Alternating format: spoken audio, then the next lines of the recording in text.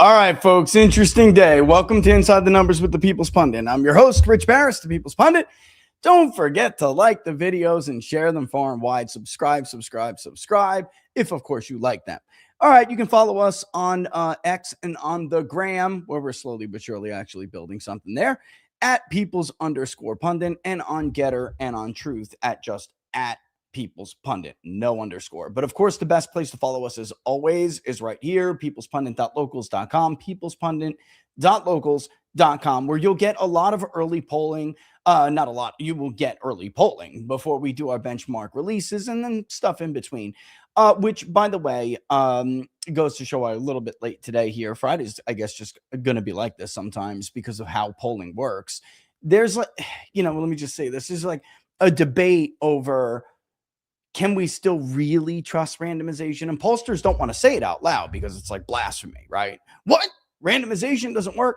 Look, it's a different world. Everyone just doesn't have landlines anymore. We're not all Reader Digesting this puppy and sending out postcards and asking people to mail it back. I am in the camp of there are certain times that certain groups participate at higher rates and certain days.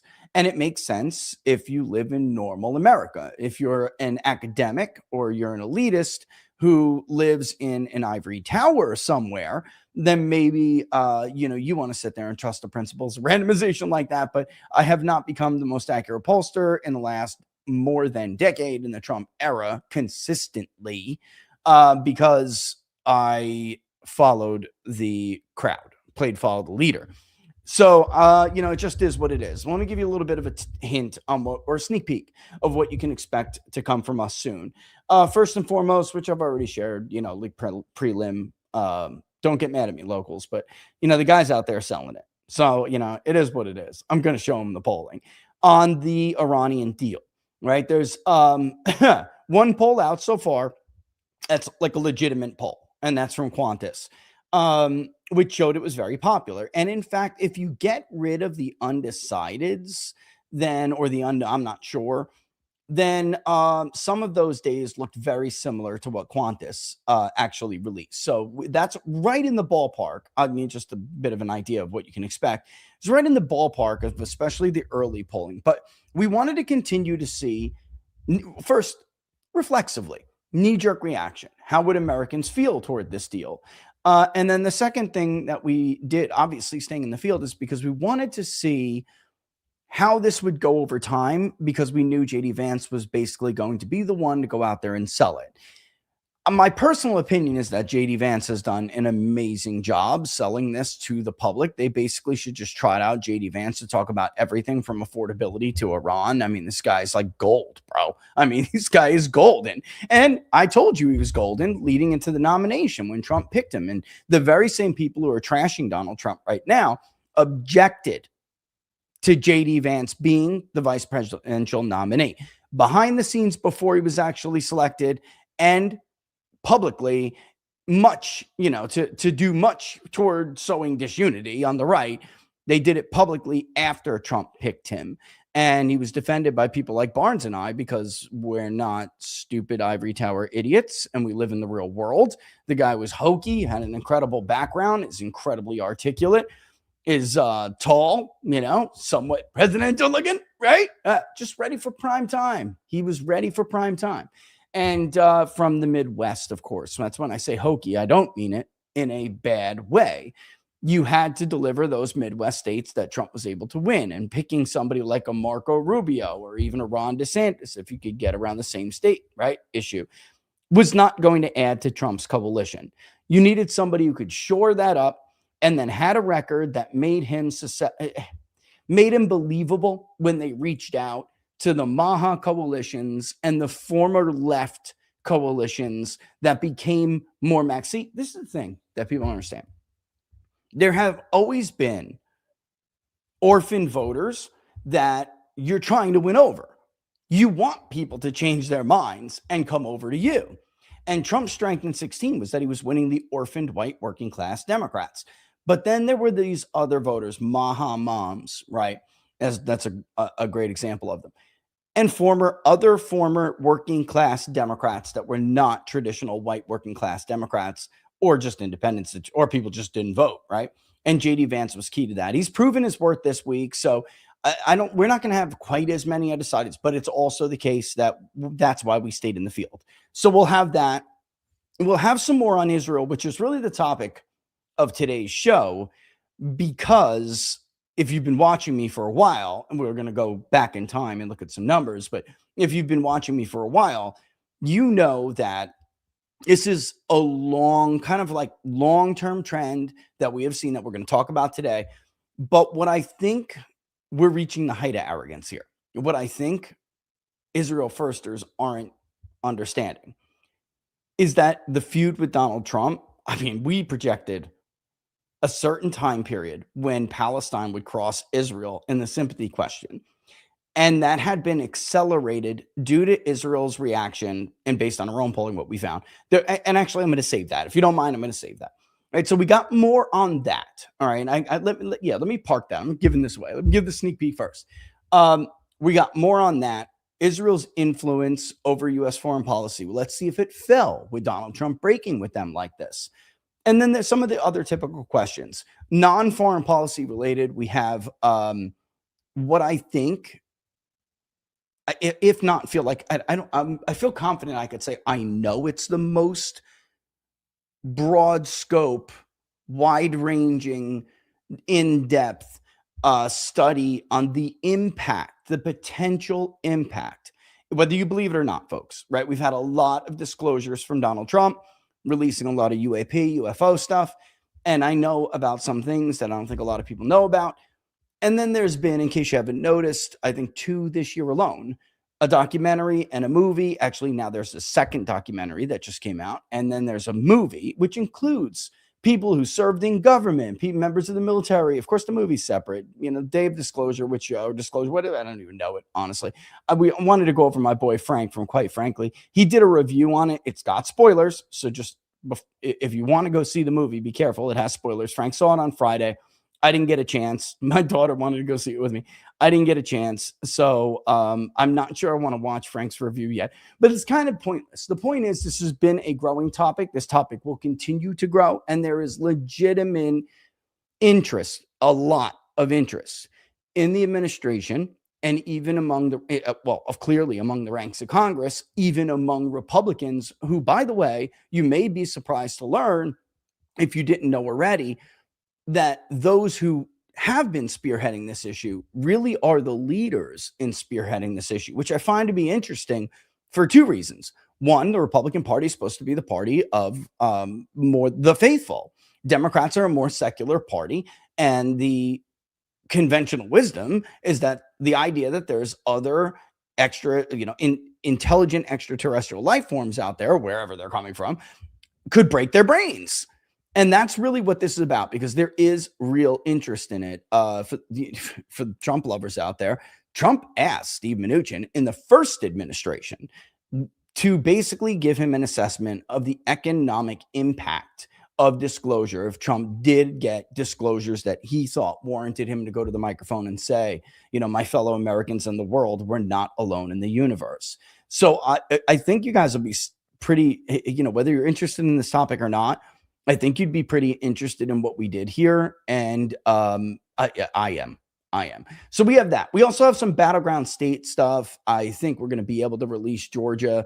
But I mean, I can tell you right off the rip, Ossoff has a commanding lead in that state, which is not really surprising, but it is for us, considering all of the years of us polling states like Georgia and North Carolina. There really isn't a long history of us finding these huge leads where other public polls did, which then reversed and basically ended up with them overstating kind of grossly Democrat support. At the end of the day, they just didn't have. We don't have that history. So it should be pretty concerning to Republicans. Ossoff has run a brilliant campaign. His message is really good. I mean, there's just no getting around that. Something has to the landscape has to dramatically change in order for that state to even be considered competitive. I think this ties in with the topic of today. You see some Republican polling out there from the same pollster I've criticized because I've seen him do this before. He'll show Republicans with leads in Michigan right up until election day, and then he swaps it out and puts the Democrat in the lead. He did that to Donald Trump with Kamala Harris in 2024. In 2016, I remember this like it was yesterday. He was supposed to be the authority in the state of Michigan. And here we are coming out with a Trump +1. And he showed the race competitive until his final poll where he bumped it out another 2 points for Clinton. And I'm looking at it like, what are you talking about? White undecided voters over 50 and above just broke for Donald Trump by, I think it was like 12 points or something. And that was the key to Donald Trump being able to win that state, even just by 10,000 votes back then, because white voters in that state, as we saw in the industrial Midwest and Mid-Atlantic, were still rather Democratic. So the fact that he's showing now El Sayed kicking the shit out of Mike Rogers, as I told you, was going to be the case, or likely was the case, is pretty interesting. Look, we need Republicans will need a radical change of the landscape to really change the national mood. This is another thing, and I don't want to give too much away, although you already know if you watch my, we did like a half of human events. So I did 2 segments that covered a large part of human events on Friday. And I shared with Jack before the show, look at the polling, man. Look at what's going on. Or on Thursday, today's Friday, my bad. And why did I do that? Because Donald Trump has been struggling to get above 42% in our polling for months now. Since the start of this war, which he was already declining leading up to, because the constant drumbeat of the damn lobby, the Israel lobby, was just pissing people off. They wanted a return to domestic policy, but all we ever got was Iran, Iran, Iran, Israel, Israel, Israel, 42,000 innocent protesters, which is a lie. That's a fake number, by the way, which we brought up on X yesterday in response to everybody pushing it. We're now back to Israel first, regurgitating and recycling this 42,000 number, which is Mossad propaganda. It's not real. Anyway, he was struggling, and the generic ballot got all the way out to Democrat +13. Well, in the wake of this peace deal, the generic ballot we watched tighten in real time. Is it where it needs to be? No. If Republicans want to hold the House, no. But holy crap, it's in a much better position. Trump's approval rating, not unrelated, could be a 10-point bump. Now, don't twist my arm over that, but it was like -18 last month's benchmark. He's improving. And of course, what happens, which gets us into this, because I did I say we'll have some state? If I didn't say that, we'll have some. Minnesota's another state. It looks like we are going to do it. It not looks like we are going to do it. Starting, it'll be wrapped up this weekend too. So we are like knee deep in a lot of polling and can see a lot of what's going on. Hanging over all of this, like I said, or I'm trying to allude to, is that the president has now realized a whole bunch of things. And one is that without a radical course correction, we will not be able to significantly mitigate the damage that has been done by this war. And it doesn't matter if you're a supporter of Donald Trump or not. I don't care if you support the war, bro, you're in the freaking minority. All right. Get a clue if you're still like, what is he talking about? Epstein didn't hurt. Everyone loves Israel. Netanyahu's the man, dude. Snap out of it. Netanyahu is basically the plague right now. All right. The bubonic plague. Nobody likes Benjamin Netanyahu. And the only reason why a few people, one demographic group still does, that's old white Republicans. The only reason why they still do is because of his relationship or perceived friendly relationship with Donald Trump. If that changes, as we have seen it, and I'm going to show you examples, there's grotesque examples. If that changes, then this trend that we have shown you over the years, which I think this is a good place to start, in general, and I, hat tip Gallup here, what we have seen is the long-term support or sympathy for Israel over the Palestinian plight has been eroded dramatically. And this has been the case in the wake of the attack on Israel in October of 2023. When we first polled that question It was. And in fact, you know what? Let's get rid of that. I mean, that's general. We'll come back to Gallup's actual numbers. But in the wake of the attack, I think it's even here, linked in here, isn't it? Hold on. I just want to make sure I get it right. Because it was remarkable. So, oh, here it is. All right. So after the Islamic fundamentalist terrorist group Hamas on October 7, 2023, carried out the attack against Israel, the percentage of registered voters who sympathized with Israel rose sharply to about 54%. That was incredibly high for a big data poll, any poll, and you can see it in others. You'll see it in Gallup in a second. It's incredibly high for Israel even at that time because we had already been seeing the age signal push sympathy away from Israel and toward either Palestine or, as our polling showed first, I think. Now others are catching on, but I think ours picked it up first. That if you add an option for neither, meaning I don't have sympathy towards any of them, and then you add an option for both, which we do as well, but neither began to gather steam, like build it up. And Israel began, little by little, just kept losing that sympathy in the US. And Barnes and I did a show on it. I did another show on it because I believe that it was that important. There's always these heightened emotions. This one hates Jews. That one hates Jews. This one hates Muslims. You're xenophobic. But now it's all about this one hates Jews. You say anything critical of Netanyahu at all, or you even conduct a poll and report the truth, and it makes you an anti-Semite.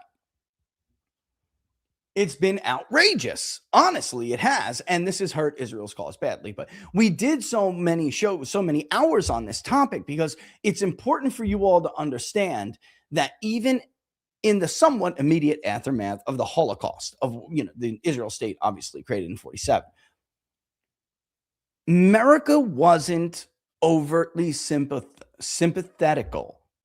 They weren't to Israel over the Palestinian people.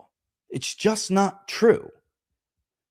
All through the 50s, the Korean War, and Barnes and I did this too, even though I did much more of it in my other show, in the show that I think it was, we did Inside the Numbers first, then What Are the Odds on it, expanding it a little bit more. And then I did another show in the history of Zionism, Christian Zionism in this country. The fact of the matter is, you have to understand, you have to know this to understand that what you're being told is long-held dogma really is not. It's not. Even evangelical Christians in the United States did not sympathize with Israel in the way that they did later in particularly the 90s and even through much of the 2000s. That is, along with the term Judeo-Christian and the so-called prevalence of Christian Zionism on the American right, that is a modern phenomenon because it's a modern creation. So it shouldn't really surprise you when you're looking at what is moving these numbers. It shouldn't surprise you that a certain generation got caught up in myth making, and it happens. Myth making is generational. Now, some generations are more myth believing than others, and that is certainly the case with this generation over younger generations that are coming into the electorate and are in the electorate now. They are much more realist in nature. But this shouldn't surprise you once you understand that. And that's what I really want you to take away from this. And to give you the short of it, in 1977, Begin and Likud scored a victory in Israel, and they used the 1967 war as a narrative to sell doomsday theology to evangelicals who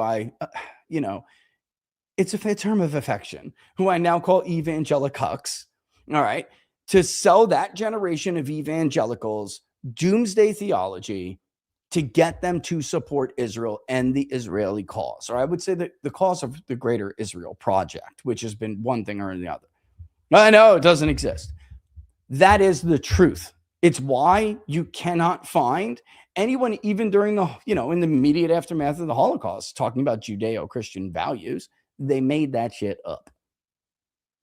As they did how you should believe or look at the book of Revelation. It's just a fact. You can still believe it and be okay with it. And if you do, that's fine. But understand That is not how Christianity was practiced and preached in this country for the vast majority of our country, period. And oh, but the founders, Rich, John Adams was a Zionist. Now, all of those op-eds forgot, they left out the latter two sentences of that paragraph that they all quoted and wrote about in Israeli media and on Fox News and in the New York Post. They all forgot Adams's final 2-3 sentences where he says, yeah, I mean, God, we got a kinship together, and I hope you guys, eventually do return to the homeland. You know what else I hope? They forgot this part. You're all converted to Christianity. Oops. It's just a fact. So you can believe it if you want, but understand the reason why you're having such a difficult time perpetuating the belief system is because the generation before you, the generations before you, didn't believe it because there was an artificial event here. There was a business relationship that caused your generation to believe it. And now even more modern generations of evangelicals don't buy into it. I mean, you can tell me you think you know better, but I'm the straw pollster for TPUSA. That is literally the future generation of evangelical Christians in this country. They don't buy it. They don't. And they don't with good reason. It's factually incorrect. All right, so in 77, Begin wins. Likud and Begin, obviously it was Likud, begins to cultivate these relationships with largely evangelical pastors and preachers like Jerry Falwell, Jimmy Swaggart, Pat Robertson, et cetera, Pastor Hagee. And these guys all have something in common. One is apparently they like to put there. I was not going to say that nasty. One is adultery and hypocritical events that badly hurt the church. And Gallup and many others, including us, have for years done studies on the impact that these scandals have had on the body of Christ in America. It's very hard to get people to say, you know what, I want to join your faith when those are your leaders. What a bunch of judgmental hypocrites. Every year we have the Christmas poll. It's an annual reminder of it. How church leaders have done several things. We've been over this a million times. There's 3 reasons why there's the rise of the nuns. Been 3 reasons. I'm not going to get into it all again, but the perception that Christians are hypocrites, the perception that Christians are judgmental, and the perception, which is not a perception, it's true, that too many of these Christian pastors that started this relationship, and it's a financial relationship. Jerry Fall was given a plane, guys, a personal plane to push this crap. Their view is that Christians are perverting their own faith, and they're tying it in with foreign policy and perverting it for a political end, not because they're trying to sell the gospel to those and save souls, but because they're trying to advance a political end that they don't even see. When they listen to what's being preached, they don't even say, that's not what Jesus said. So they just look like they're pushing a line of BS that financially and politically benefits them to advance their own personal ambitions. And it's a little bit hard to argue that that's not true when you look at the careers of these guys. John McCain called it heresy. So this is crap, man. That's just that fanatical religious right on that new Zionism thing. Like, that's the truth. And then the big win that they got is that Ronald Reagan welcomed a lot of them in and helped basically solidify the marriage, the theopolitical marriage between the Likud party, because this has been the really saddest part about all of this from the beginning, since this debate started, especially under Trump on the right. People like Barnes and I and others have said, listen, if you really do care about the fate of Israel, you won't go down this path. You won't go this route. But they didn't listen. But anyway, to get to it, like it's a theopolitical marriage between Likud, a political party, not the rest of Israel. They're speaking for all Israelis when in fact they really don't. And a sect of evangelicals who claim to speak for all evangelicals and don't, but damn sure don't speak for all Christians and Christianity. They don't speak for the Armenian Church. They don't speak for the Catholic Church. They don't speak for the Orthodox Church. They don't speak for many Pentecostals. They don't. This has just been a lie that this is like mainstream. It's not. So why am I saying this? It's not to trash anybody. It's to understand the history of it. So when you see how this trend goes, you'd say, well, that kind of makes sense. We should expect that. And you should. Here's the kicker, though, before I bring it up. Here's the kicker. When this became clear that it popped after the attack in 23, 54% back sympathizing with the Israelis, and then it just went right back down. Like almost immediately, it went right back down to where it was before on its declining trend. Right, almost immediately. We should have, and I think we showed you this before. We should have seen another near decade of Israelis declining but holding that lead. And it's because of the age. So as new people come in and as those who are already are in the electorate or make up certain age buckets of registered voters, the overall RV population, and the older generation that bought into these myths die and phase out, we would expect this trend to change and shift and keep going. But we had like another 8 years of that as of the year 2025, March 2025. I remember talking to Mark Mitchell about it, him looking over his trend with Rasmussen, us doing basically napkin math. Here's what's left of the silent gen. They back Israel, or they sympathize more with Israel over the Palestinians by this margin. In X number of years, we can estimate that they're gone now. So let's break up boomers. Here we go. What's the margin there? So over time, we should have seen this happen. It was going to happen. The streams were going to cross, guys. The streams were going to cross, like you see here. That was going to happen. But it was not supposed to happen until around the year 2033. If it was just if alt, and now understand we're doing this math in a vacuum, just dealing with age signal. Well, that we saw was not the case. And I know because we're the only pollster with the balls to ask people why they've changed their minds. And the one reason, which is because this trend accelerated, obviously. You can see it here in Gallup. I'll show you their numbers in a sec. Actually, let me just put it up before I put mine back up. What we show you is something we did probably a year before Gallup came out with this. That's not huge. It's not terrible, but it is right on, it is right where we would expect it to be if our warning that if you continue down this path, for much longer, you will accelerate an already bad trend for you, an already negative trend for you. We would expect it to be right about there, close, and I'll show you in a minute. If what path? One, you keep up with the Hasbara bullshit, which is attacking the most popular people in politics, in culture, in punditry, in personality, social media, and in the influencer world, and whatever. If you continue down this path and you attack every single person who even offers mild criticisms of Netanyahu and his current government, because Netanyahu is deeply, deeply unpopular, not only more so now in the United States than he's ever been, but all over the world. If you keep this up in the name of what?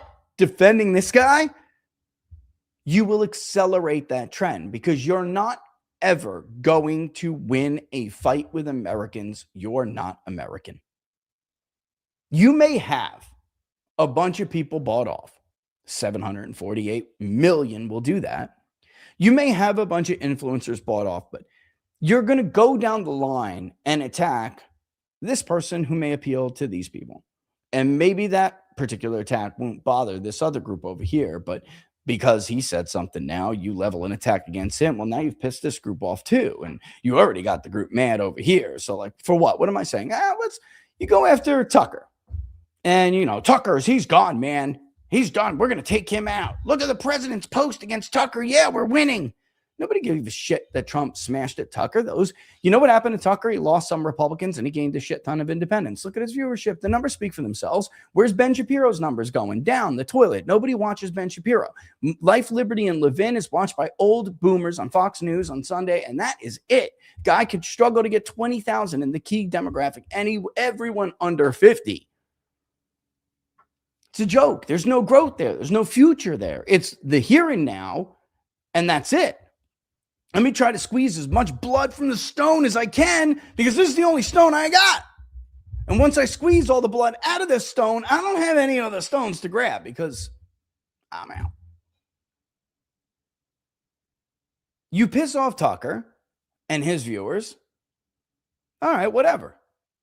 Maybe you got to balance it out somewhere. Who are you going to balance it out? I don't know. Let's go attack Megyn Kelly and her Maha moms too. Like, this is just the stupidity that they went on. And they were already in a decline. So when they went on the offense, they weren't popular. Understand this. Browbeating and intimidation, right, only works if you are the majority and you are browbeating a smaller group into submission. The small group cannot browbeat the majority into submission. It never works. It doesn't work. It didn't work. And I just picked two there, but we all know this. We all know the story. It was everyone for everything, and this is what happened. But that's not the only thing that got us here. All right. If we go back to the poll that was really, this poll got me called an anti-Semite. If we go back to this poll, we asked people, what is going on here with you? And we wanted to make sure this was before the MAGA split, the MAGA fracture, whatever you want to call it, then the MAGA shrinkage, and the MAGA regression. And what do I mean? There's three things that have happened to MAGA since the Iran war. And it actually started first. We started to see signs of it during the Epstein debacle. Definitely saw signs of it during the attack on the nuclear sites in Iran because it left the expectation in everyone's minds that the lobby wasn't going away, and eventually we'd be in a full-blown war with Iran on behalf of Israel, for Israel. And then they got called names for thinking that. By the way, they were right. But this was taken before that. And before there was the split, MAGA split, it shrunk, and then it regressed. And when I say it regressed, I mean that shrinkage came at the cost of all the winning parts of the coalition, right? Younger people, non-whites. So now MAGA is older and it's whiter. And we've shown this graphic. I'm not going to go back, guys. We've shown this graphic a million times. 18 to 29-year-old Trump supporters, almost 60% of them were MAGA in November of 2024. That number now is low 30s. 30 to 44, or if you want to go to 45 and include millennials, it's not that much different. That was the most MAGA in the whole damn electorate, a little over 18 to 29, at nearly, just nearly a supermajority, about 63%. It's now high 30s. 45 to 64, or if you want to, knock off the 45 because we put it in the other group, doesn't really matter. It was majority, but it was like 55, 52, on a given day. In November of 2024, it was around the mid 50s. Now, again, that's lower and it's in the low 40s. 65 plus was 65 plus was the only group in November of 2024 who weren't majority MAGA. There were only about 45% MAGA. Well, now that's totally reversed. So the only group that is majority MAGA are old voters. Boomer plus, because Boomer starts at 62, as of this year. Boomer starts at 62. And the first of them turn 80 this year, which is so very important. And I've tried to make the case a million times. Scan the book. There's the thing. Burn It Down explains all of this. Israel is one case study in Burn It Down to support our thesis, our being my co-author, Joshua Lysak, and myself. We make the case that, it really says it right there. If you want to know how to win America's future, you have to understand how the age buckets will radically change the electorate and what these voters think. How can you appeal to them? And I mean, the overall thesis is you're getting populism or a fake populism. You only have two choices. You either go down the road of America first in MAGA, or you're going to get Mamdani, and that's it. There's nothing in between. I mean, I'm dumbing it down here, but that's really kind of it. All right, so granted, understanding that, this is what we found. The number one reason that people were shifting their loyalties, their sympathies, their support away from Israel and to either Palestine or Palestinians or neither, and some groups had a lot of both, but you don't see a single group where both, is higher than neither. The number one reason is down here. When we asked people, it was Israel's own behavior. Their actions in Gaza are seen, and by the way, they're characterized by third-party international groups as a genocide. Israel committed a genocide in Gaza, and by definition, they did. That did not only include Arabs that were all told we should hate. It included Palestinian Christians. And just for nothing, because I normally don't bring this up, but a big turning point was that church when they killed like 20 kids. The church that, was the event that Charlie was talking about in that now infamous exchange back and forth that's been leaked. It was the turning point for a lot of people. Oh my God, this is a genocide, isn't it? It's not just some left-wing international group attacking Israel unfairly, as they've always done. This is real. Where are these people going? What are they doing with them? Laws that target some segments of your population, but not, or I should say, apply to some segments of your population, but nobody else. And for all those who were pissed when I brought up the parallels to Nazi Germany and the concept of encirclement in international relations, if you studied it, you'd know what I'm talking about. But for all of those who flipped out, Grace Chung clipped it and put it up the other day. It did pretty good, but there were a lot of people who saw it and were pissed at me.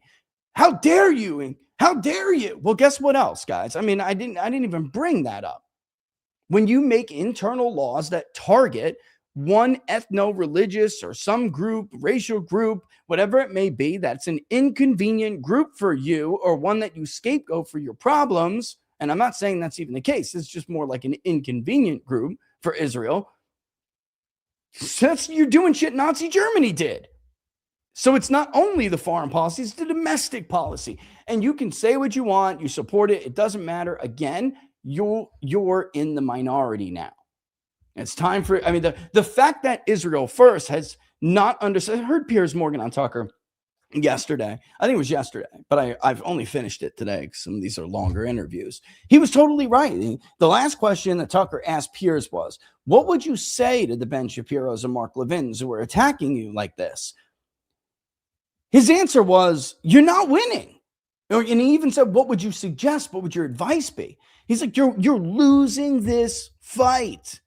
You're losing this battle. Open your eyes. Have a little bit of humility. Allow for criticism of this guy that you've been protecting, this regime that you've been protecting. And when I show you some of what was said today, guys, it's indefensible. And I can tell you, I got after, I'll save some of it, but the messages I have gotten from, those of which I'm still friendly with, but particularly, and I hate to use the word GOP donor class, because the fact of the matter is, as I've said numerous times now, these donors aren't GOP donors. They're Israel First donors, and they'll donate to both sides of the aisle and organizations like AIPAC, millions upon millions upon millions of dollars. Not because they give two shits about the GOP or the viability of the Republican Party or whether they maintain majorities or who has the White House. They don't care. They donate and fund both sides, so they win either way. The conversations I've had in the last 24 hours over the vice president and the president himself, just stunning. Nothing short of an extermination of the Iranian people would have satisfied these people. It's just a fact. They wanted not nuclear weapon programs, guys. That was always a farce. They wanted Donald Trump to exterminate an entire civilization, the way they exterminated those who they have been removed from Gaza. A failed Iranian state, that'll work too. Whatever. I don't know what we're going to do with all these people, but because they don't give a shit, like in Syria, if it causes a humanitarian crisis and a migration crisis and Europe becomes third world. They don't care. Trying to take in all these people. Gang rape reports in the UK as a result of it. You guys read that shit? Whatever. Small price to pay for the survival of Israel. And Americans are seeing this. They're not dumb. And I think that was probably Pierce's, basic argument, his basic about why do you take the American public as dumb people? Like, why do you look down at them like that? And I can hear you all now. Goyim, right? I know where you're going. But that is the truth. Why would you take them as stupid instead of just trying to reimburse? But they didn't. They just didn't care. And they moved forward. This is the consequence now that you reap from this. And you're in this downward spiral. You're crashing out. And you attacked Donald Trump. Who I'm going to play one clip real quick to sum up everybody's response to it. Just so you guys see it again, just to put it up. I want to show you how this went before we even asked them why they answered the way they did. Look at Republicans who were 18 to 29. We put up some pretty key groups here. All Republicans who were 18 to 29. And when was this? November of last year. All Republicans 18 to 29. Palestine won this. I sympathize more with Palestine versus only 27.9% who said Israel. A huge amount, a quarter of them. 25.2 actually said neither. Another 13.5 said both. When you looked at the older part of Gen Z, the older section, the age bucket of Gen Z, which is, we go by traditional exit poll age buckets to keep everything nice and consistent here. And those who identified as America first, it was even worse. Only 24.5%, so barely, if we want to round and be generous, barely a quarter, said that they sympathize more with Israel. 41%, 40.8 to be specific, 40.8% sympathize with Palestine over Israel. And 31%, or to be specific, 30.6% sympathized with neither. In other words, I don't want to be bothered. Look at independents, by the way, 36% agreed. Which group did independents agree with the most on this question? Young America First. Again, my God, the link is in the description. Go pre-order, burn it down. This is just one issue. And I don't even want to say case that. It's not even a case. It's one issue that supported the greater thesis. But it is a very good issue because to help explain what that thesis is and why we're right, it's a very good issue because it's one everyone's paying attention to. Israel has been sucking the oxygen out of the room of the second Trump presidency since at least last summer. And it was actually earlier than that. It's why the BBB had such a hard time passing.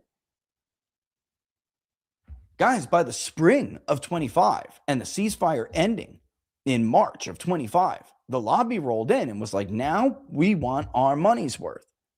And the reason the domestic agenda came to a grinding halt is because of how many pieces of shit Republicans they own in Congress. And eventually Trump just got hammered and hammered and hammered and hammered. He tried. Here's the limited strikes. The nuclear capabilities are gone. Those of us who opposed it said so because we knew it was never going to be enough. And now from that point forward, it was always going to be leading up into war with Iran. He's going to piss off his base, fracture his base. The coalition's going to be irreparably harmed by this. All for what? A bunch of people who turn on you the first second they get, which is exactly what Israel First, the neocons, or neo-MAGA cons, as I like to call them, it's exactly what they have done and have been doing. Even cabinet members of Netanyahu's own government have attacked our president. I'm going to show you something one of them said today, which was over the top outrageous. But it goes to this why I say, like, Trump's feud with them is unmasking a side of Israel that is probably, many would argue, the real side. Unmasking a side of Israel that even many on the right have not seen.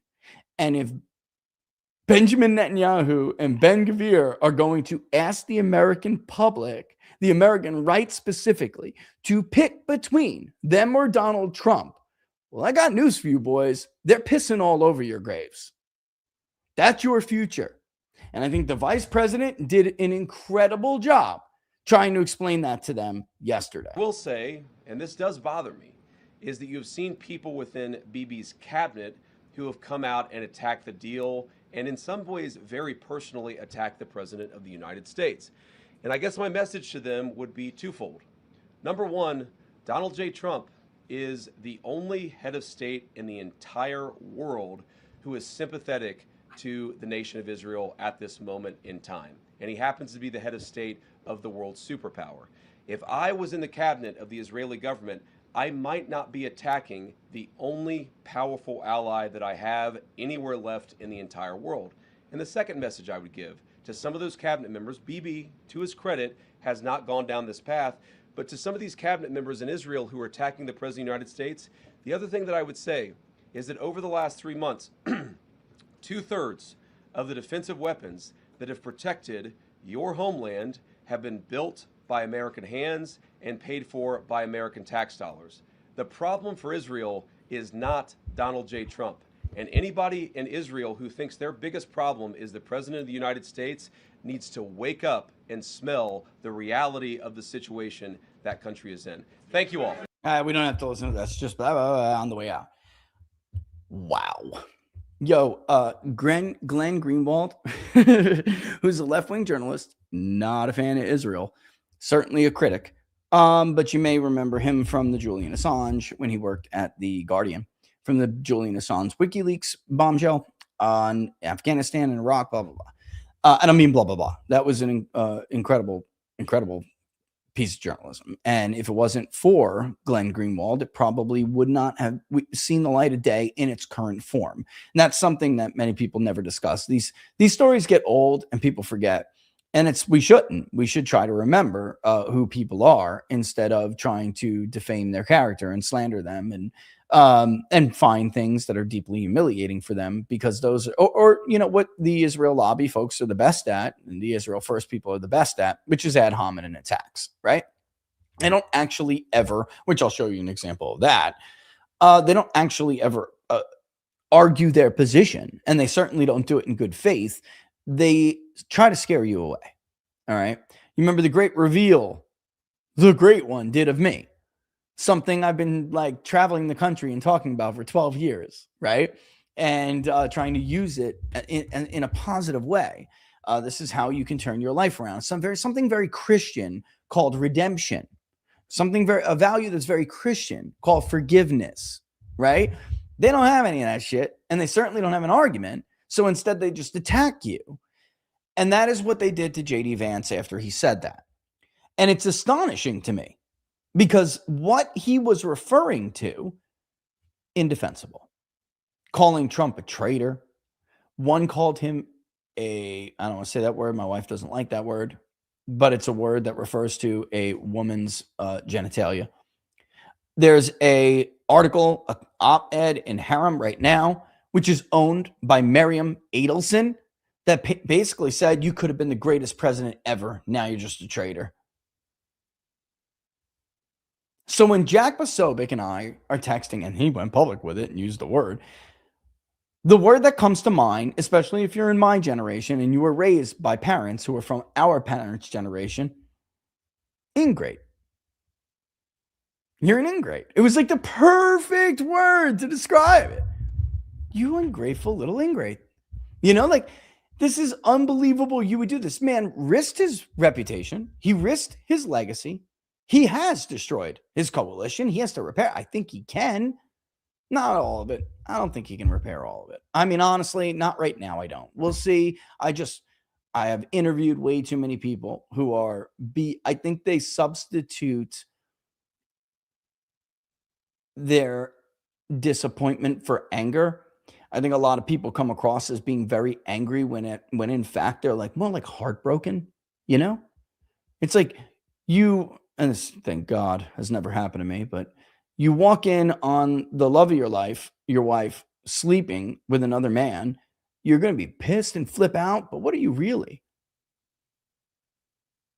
You're devastated. You feel betrayed. You're disappointed. Yeah, you don't want to show that. Maybe those aren't the emotions you're going to dredge up at that time.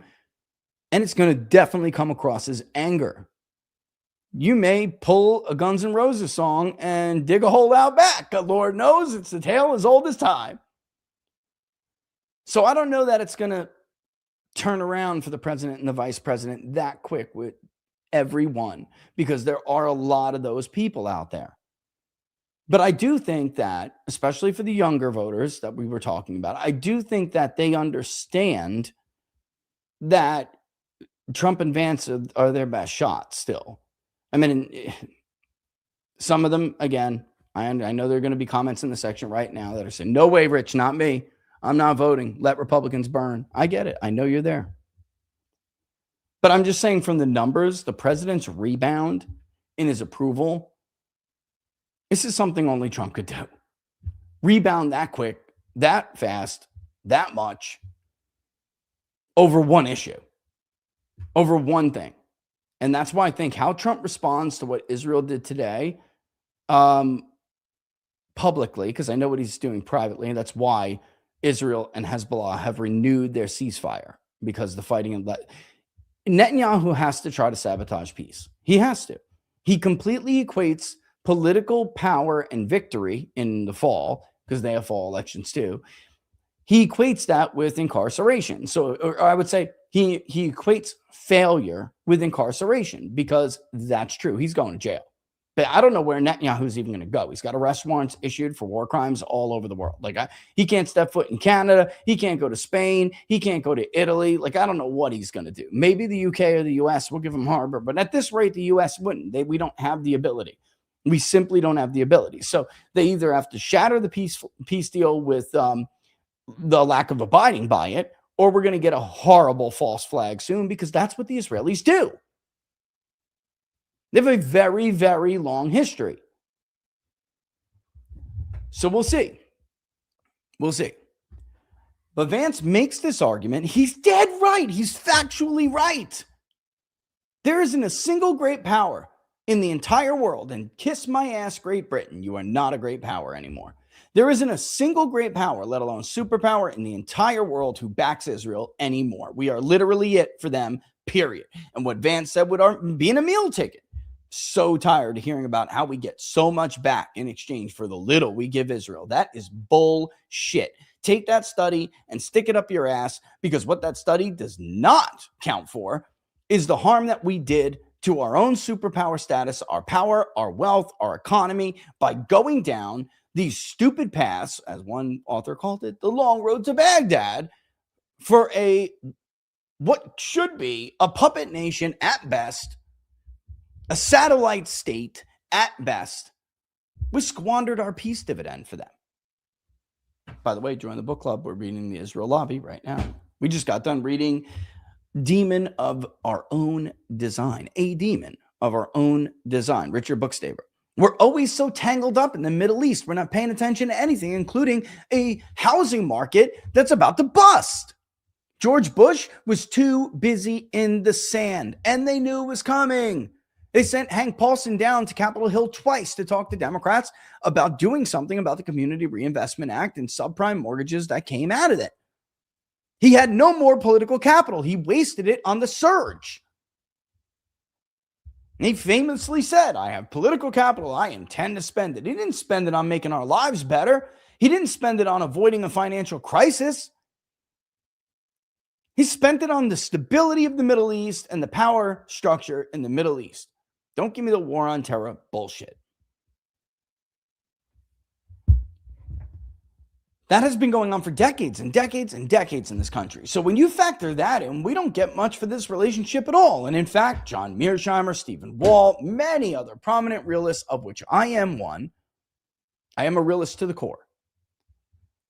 And I used to be on the other side of this argument with them. No, you're wrong. They're a democracy in the region. Not that I believe Bruce Russett's thesis, because I don't. But they are a shared values. They share our values in the region. All that bull. I think at this point, and I have, just for the record, for posterity, I think at this point, people who argued that, especially those who are supposed to have understanding of international relations and statecraft, I think at this point, it's time to admit you were wrong. This relationship has cost us dearly. This time, and it breaks my heart to say it because it's Donald Trump and I love him. Like, as a guy, I admire what he's been able to accomplish. I admire the coalition that he put together, which was basically, I was like Captain Ahab chasing this white whale. And Donald Trump let me catch the white whale. That's why I love the guy. He's going to have a place in my heart for that forever. But it breaks my heart to say that he probably put the final nail in our coffin as a superpower in the Middle East. And I am deeply concerned about our influence in Asia as well. Because, and the shorts, if you follow our YouTube channel and our Instagram, you got that short Instagram, it did really well on. What you don't understand is that you killed the dogma. You killed our image as a superpower that could protect allies in the region and keep the region safe against an aggressor. And in this case, Iran wasn't even the aggressor. We were. And Israel was. Iran was not making a nuclear weapon. Sorry. The Iranian policy was the old Ayatollah's policy. Of course, we killed him now and we got his more younger radical son. The old policy issued in a fatwa was that we will enrich to the point where we can make it. We will get the knowledge so we could make them and make them quick if we need to, but do not do it and risk drawing the ire of the United States. Keep the status quo, bide your time. Not going to go over the show on Wednesday again, but this idea that only Israel has a right to defend itself, which I argued for many, many years, which was a big part of my reason or justification for why I was on the other side of like Stephen Walt and Kenneth Waltz and Mearsheimer and damn near every realist or every prominent one. The reason why is because I felt like they were leaving that out of the equation. But here's where things get messed up, and then I was just wrong. Israel is asserting that other nations that they don't agree with, because Iran is not the only one they did this with. They have done this with many nations, Syria, Libya. Somehow they're the only ones who have a God-given right to militarize, to build weapons, including ballistic missiles, to defend themselves. Every nation has a right to defend itself, and that includes to develop nuclear weapons if they see fit. That's just a talking point for dumb people in DC, guys, and even stupider people on Fox News. In the real world, we were never going to be able to tell Kim Jong-un he couldn't, or Kim, it was obviously old daddy, that he couldn't develop nuclear weapons. Son got there. You're never going to tell him he could develop intercontinental ballistic missiles to deliver those nuclear weapons. Every nation has a right to defend itself, as every individual has a right to defend his or herself. This is a very Western, innately even American, it's in the Bill of Rights. It stems from the same principle. God gave you life, and he gave you a right to protect that life. Nations develop these weapons to protect themselves. The international system is chaotic. It's actually, it's anarchy. There's nobody Iran can call if Israel decides to nuke them. There's no global 911. All they can do is say, if you nuke us, we'll nuke you back. And by the way, Kim Jong-un hasn't nuked anyone, has he? We've made the world a much more dangerous place now that we've let Kim Jong-un realize we can't defend Seoul. We can't defend Japan. Can't defend the Philippines. Or anyone else who wants to. God, it took us forever. Burma, Thailand. All of these people we brought into the fold. That's all at risk now, too. And again, it gives me no great pleasure to say that because it's Trump who ultimately fell for it. But now he's issued a course correction and they're going to go to war with him over it. And they think they're going to win this when they weren't even winning the last war against others.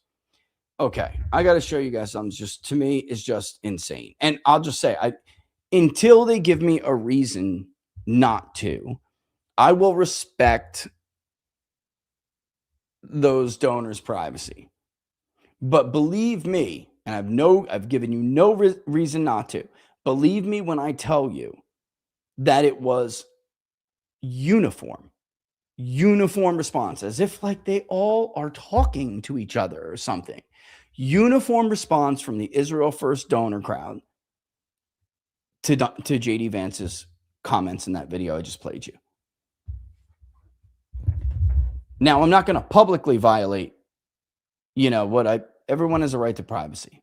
I'm not going to publicly violate that.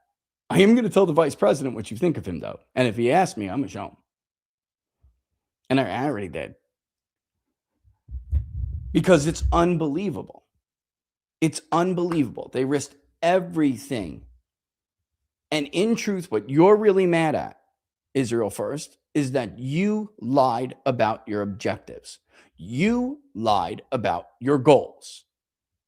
You are asking Americans to sanction and pay for a mass murder of people against people who have done nothing wrong to them, who have, aside from, they killed all these troops in Iraq with IEDs, improvised explosive IEDs. Yeah, they did. The Quds Force was very good at that.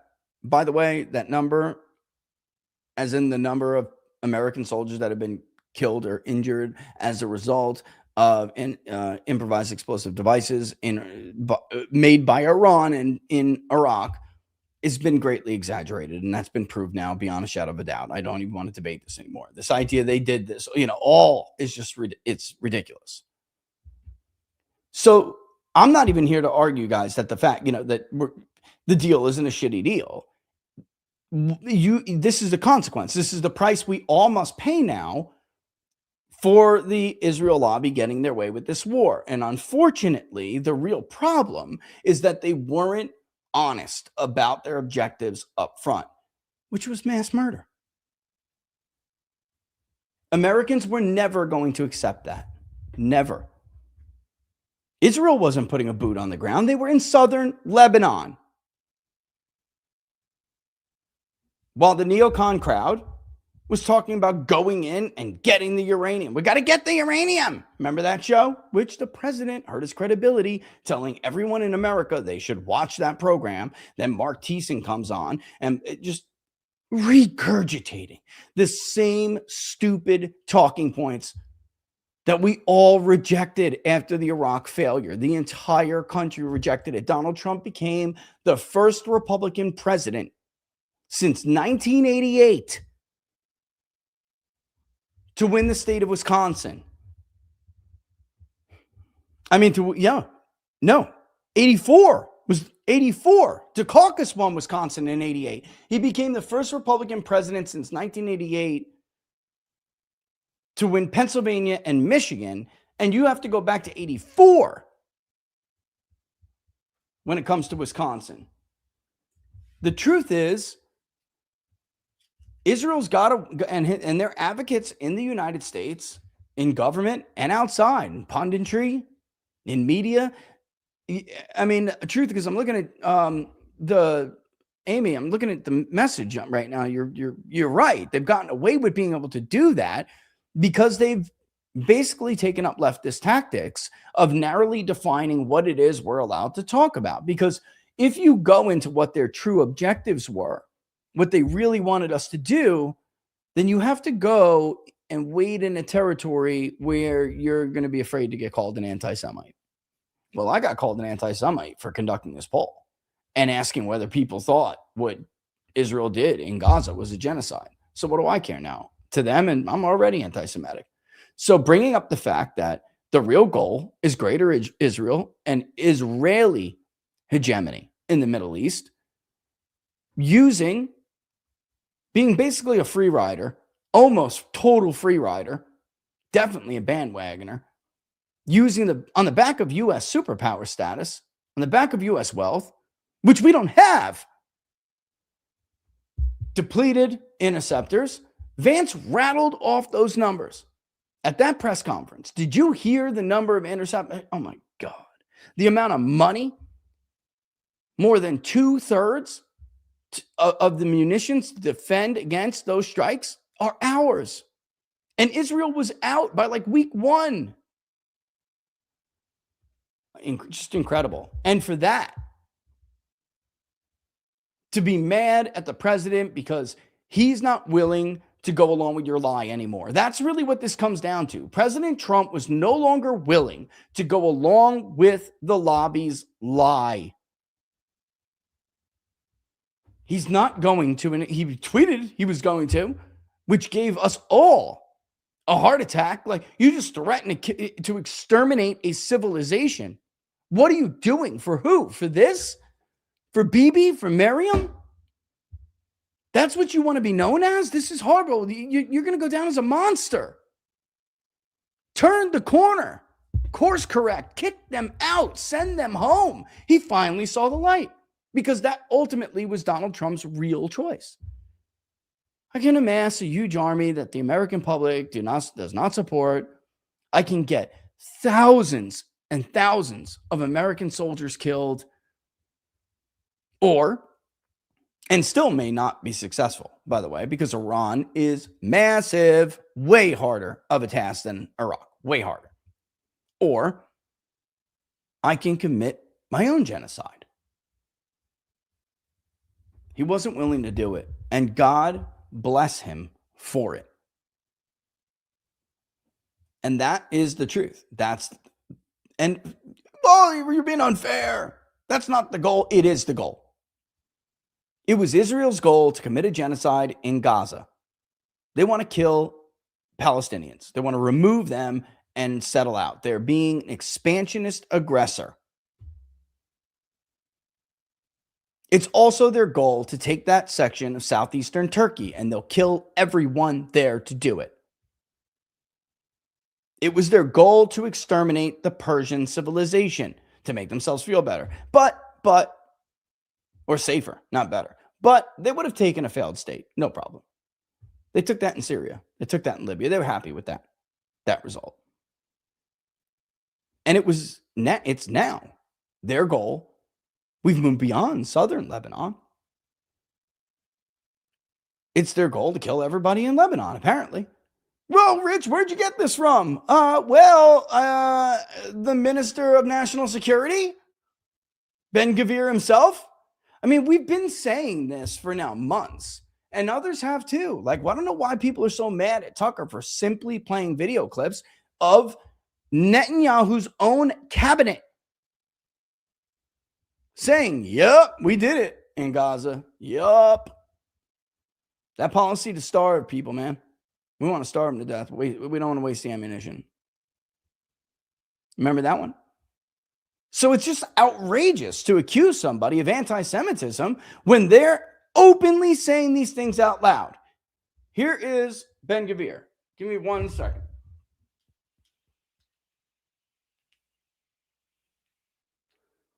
For every tear of an Israeli mother, 1,000 Lebanese mothers must weep. All of Lebanon must burn. Jake Tapper,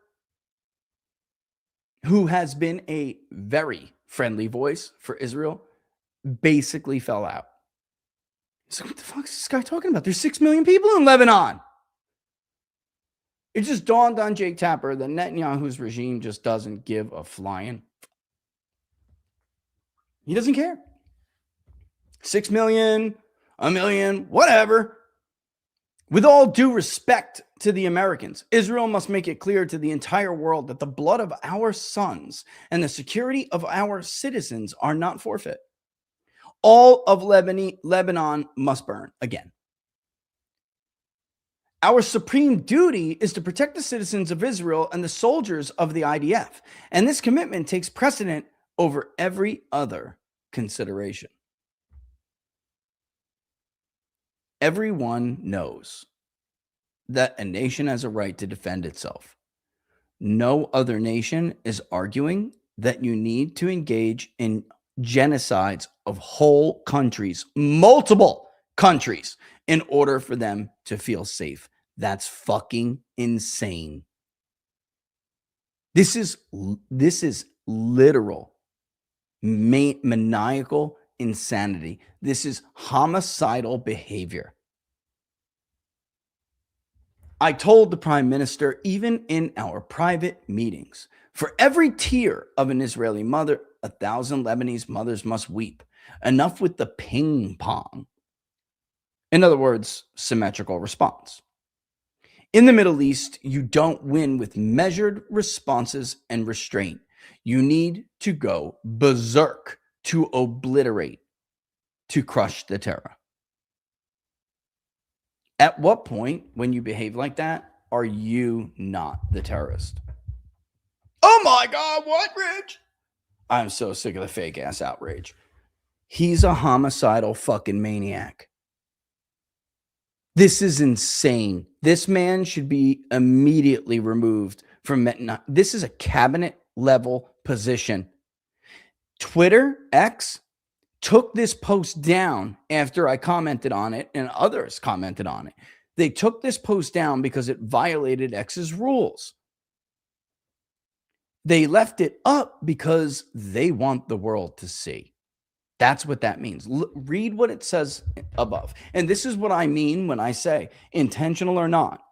Trump has, I think he did, but potentially unmasked Israel here. I don't know what else to say. Hold on one second. Just answering Laura.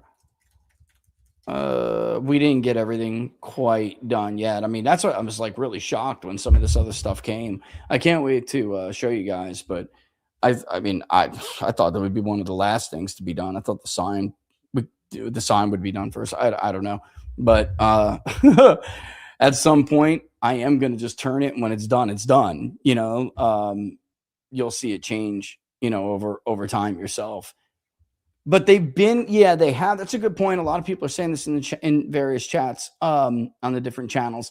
Yeah, they have been disliked. I'll use that word. Israel has been disliked by a growing number in the U.S. and certainly by the world at large. But I don't think, and I mean, I think what's really is important here, I don't think many on the American right have been able to see under the mask yet. And by many, I don't even mean like a majority anymore. Like old white Fox boomer cons and neo MAGA cons, otherwise known as just neocons, they still buy it. They still buy the slop, you know. What really became an issue here was whether or not Trump was able to negotiate a peace deal. The United States was able to negotiate a peace deal, and it included Lebanon. But up until like 24, 48 hours ago, we were just talking about southern Lebanon until this psychopathic son of a bitch brought the entire country. I know people who live in Lebanon. They're good people. Again, that was the first issue. And they got real pissed when Donald Trump said at the summit that Israel didn't have to behave the way they did in Lebanon. And the one event that he was thinking about although it's certainly not the only apartment building that they brought down indiscriminately going after so-called Hezbollah militants, he was specifically thinking of one incident when he said it, even though there were many. They bombarded a suburb, people. If it was the United States and in the instance that Trump is talking about, I don't want to spend too much time on this because I already talked about this on Wednesday. Trump would have required a force recon or SEAL team or an ODA to kick that door in and go get that high value target. The entire apartment building with civilians and all would not have come down just to get that HVT. We don't behave like that. That's a war crime, by the way. It's just by Geneva. I mean, that you killed indiscriminately. And by the way, it turned out it wasn't even a Hezbollah militant. The guy was just going to his day job. His 4-year-old girl and the neighbors paid the price.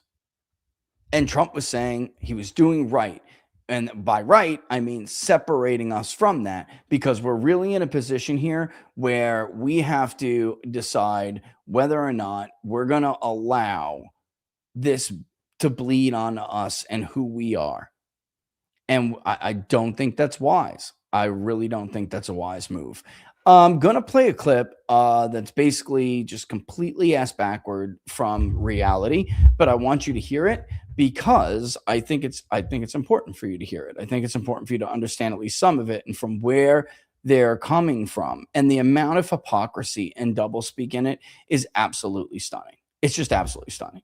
Hold on. Let me turn it down. I didn't download this. So I'm going to go ahead and grab it here. And I'm going to stop him in between just to talk about it, because I think this, I really want you guys to understand like why they're losing this argument. And, you know, if you think like, I don't know, if you're Mark Levin or you're one of these guys and you think that you're going to take on President Trump, for what?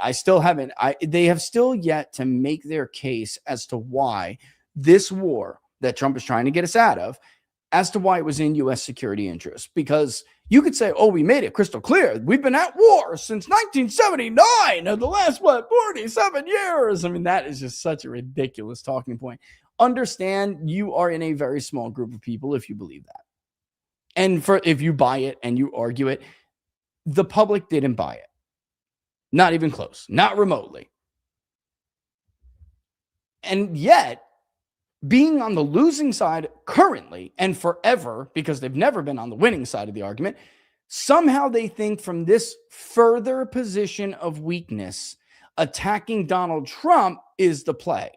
It's insane. Guys, it's just, oh, it's going off. And now you know who it is. It's just insane. Have a little humility. The arrogance is unbelievable. And that's what I thought when I saw Ben Gavir's comment.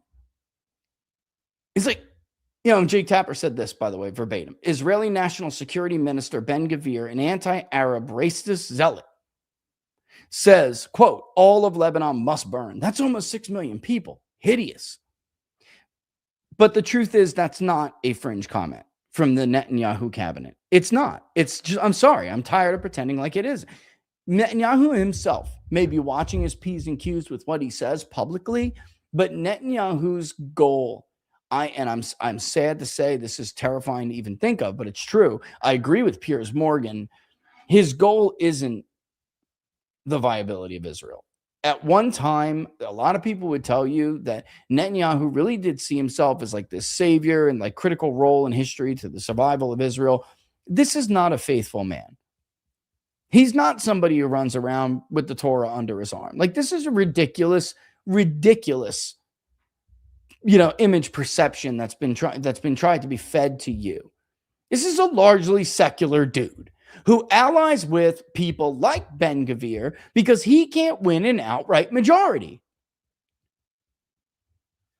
Gvir is not in Likud. He is to the right of it, and I hate using that term, but he is far more extremist than Likud is, I would say, overall, although Likud certainly is. I think it's, unless you don't consider genocide extreme, I mean, I don't know how you wouldn't call it that. I just don't get it, guys. I just don't. Like, crimes against humanity is trending right now because of Israel on X. Go look. This is bad. I mean, it's really, so listen from, as we're saying this, okay, just where I'm getting back to this. Why would you, if you're Mark Levin, think that now would be a good time to argue this when you haven't made your case and you certainly wanted to pretend like you allied with Trump and you were MAGA.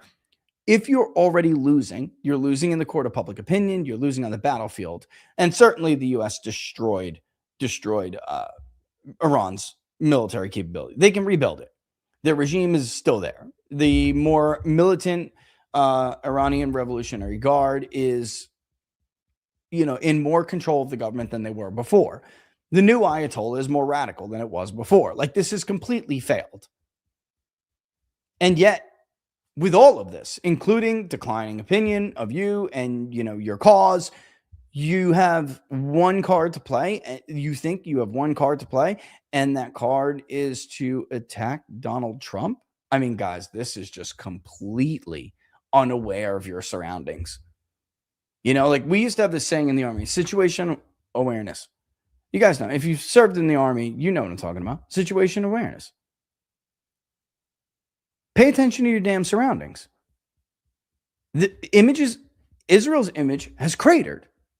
People now sympathize with the Palestinians more than they do with Israel. Netanyahu, people don't trust and can't stand. Look at the last Pew poll. Look at our own poll, by the way. Trump has been your only friend. And because he's not giving you, hiccups are killing me. He's not giving you these, the large scale genocide that you asked him for. You're going to attack him. And you somehow think you're going to end up on top. It's completely, we always accuse the left of having a complete lack of self-awareness and being completely tone deaf. I don't know who's more tone deaf in this country now at this current moment than Israel first. Listen to this. It's just stunning. And I'm going to stop them periodically to kind of correct some things, but address them. Mio mio pizza pie. Jesus. Mio mio pizza pie. You know what? Let's open the phones. 877-381-3811. I wasn't even going to do this. I've now spooked Mr. Producer and Mr. Call Screener. You know what's interesting, ladies and gentlemen, to me? You look at these NATO countries, and not one of them helped us in this war. Not one. Why would they? Wait a minute. You look what Stop. What England with its quisling leader. Hold on. Stop. Okay. All right. First and foremost, what is NATO, ladies and gentlemen? It's a coalition, correct? What kind of a coalition? What is NATO's stated purpose? NATO's stated purpose, or its original intent, was to balance against the Warsaw Pact.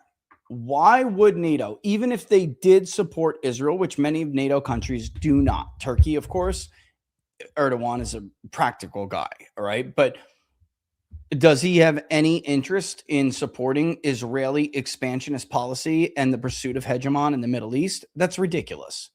What about the European countries in NATO? Look at Spain. Well, they want to arrest Netanyahu right now. Meloni and Italy can't stand the guy. In France, they all think that he's a genocidal maniac. And what they did in Gaza is, in fact, a genocide. So I don't understand why he expected, or why anyone expected them to, sign up and join this war.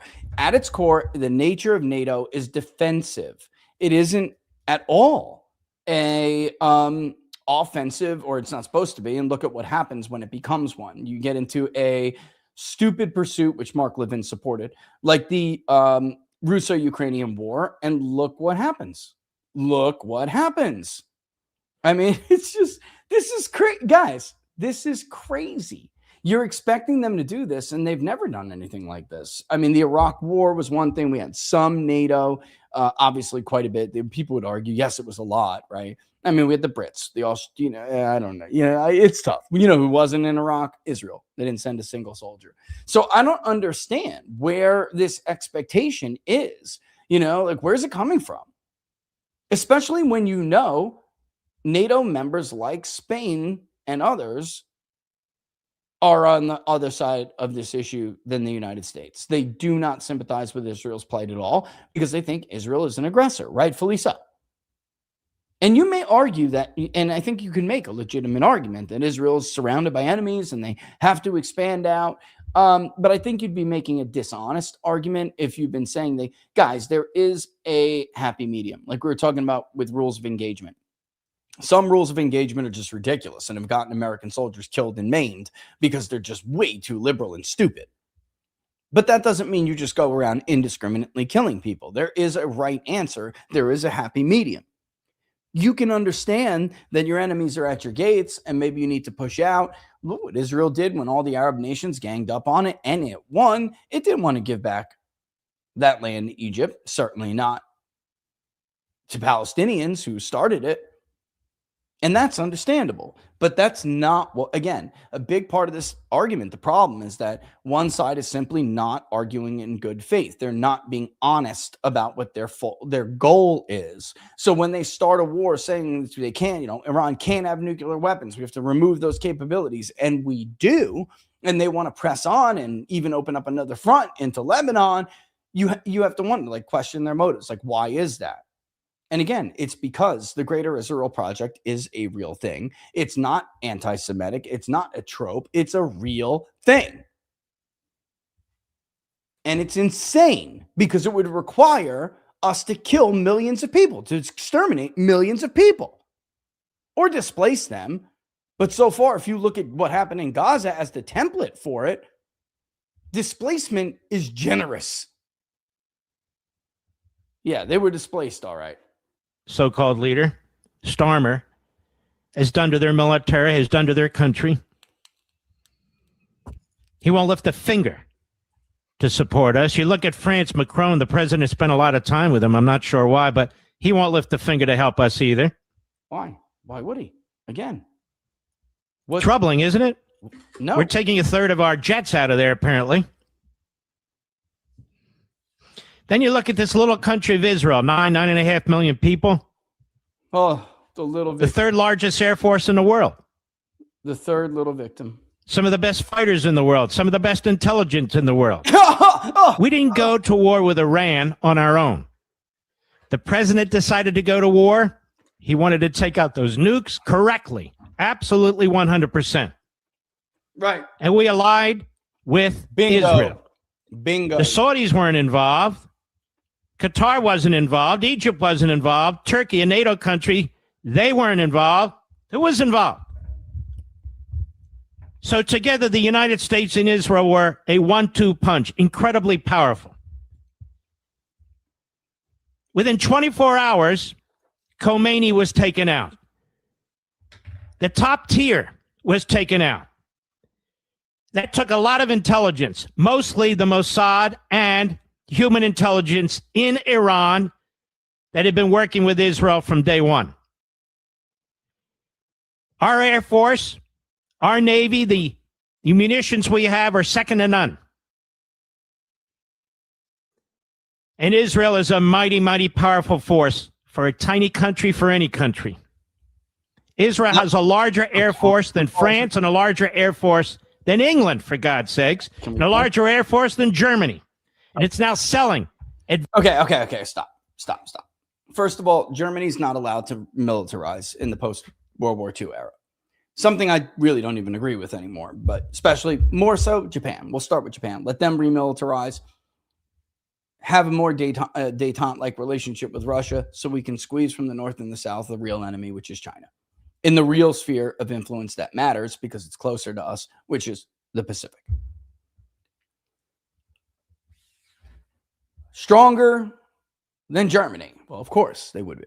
But they wouldn't be if we allowed Germany to militarize because Germany has a far stronger industrial. They have more latent power that they could turn into kinetic power. All right. Another thing you said there is just bragging about the strength of Israel. This is the quasi-argument I've been hearing. And so was the American public. They're so fucking strong, then why didn't they go it on their own, Mark? Why did you fucking drag us into a war that wasn't in our interest, that destroyed the coalition, that put Democrats back on our doorstep, at the gates? Democrats are at the gates. And that isn't a story that the little Romans are telling their children to scare their kids into bed. They're at the gates because of this. Less than 2 years it took to destroy the most credible, strongest coalition a Republican has put together in our lifetime. Unless you're old enough to remember Reagan.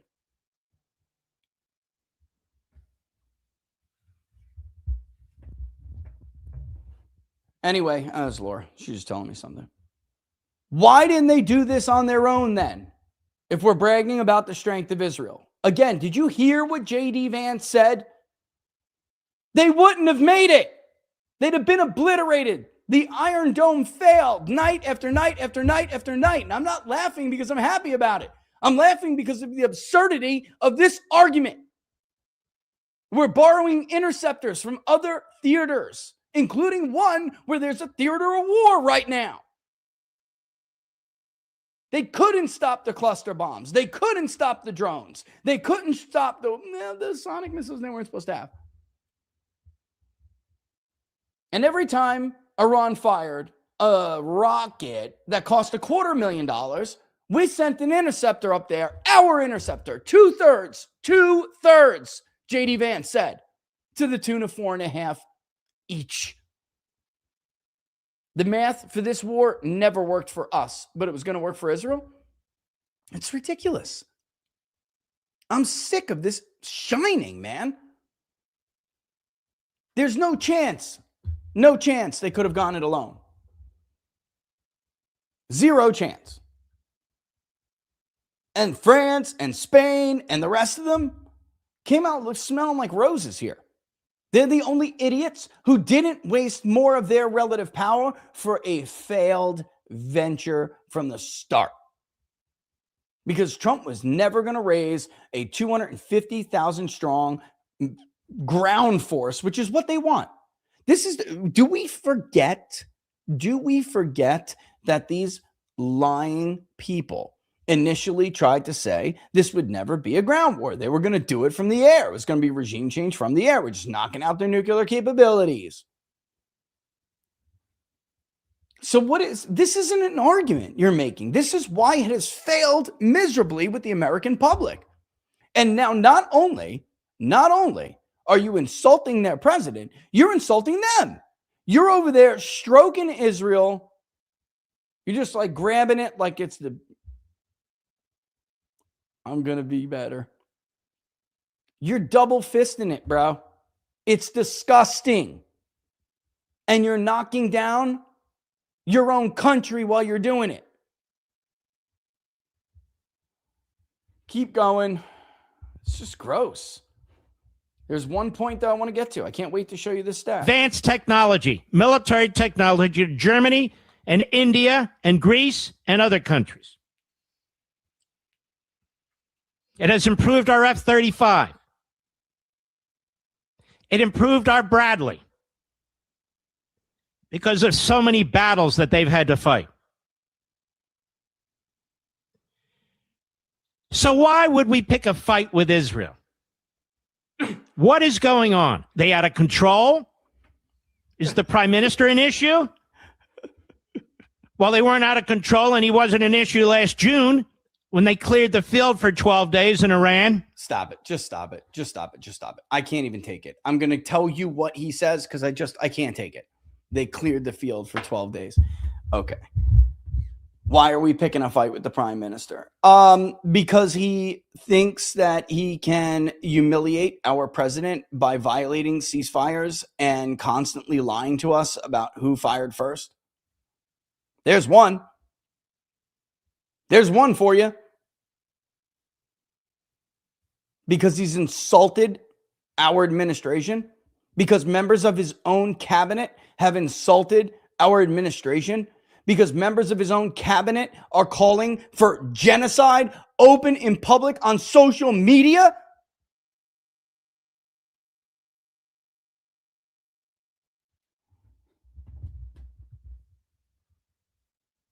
I can't even argue with the comments I just saw in the corner. Guys, Trump, it is what it is, and he did it. It's like, why would you get in bed with these people? Why would you ever get into bed with these people? People who I explained have hated him since the moment he came down the escalator, who called him a joke, a clown, made entire rants for hours on their shows about how they would never vote for him. I get it, guys. I get it. But here we are now.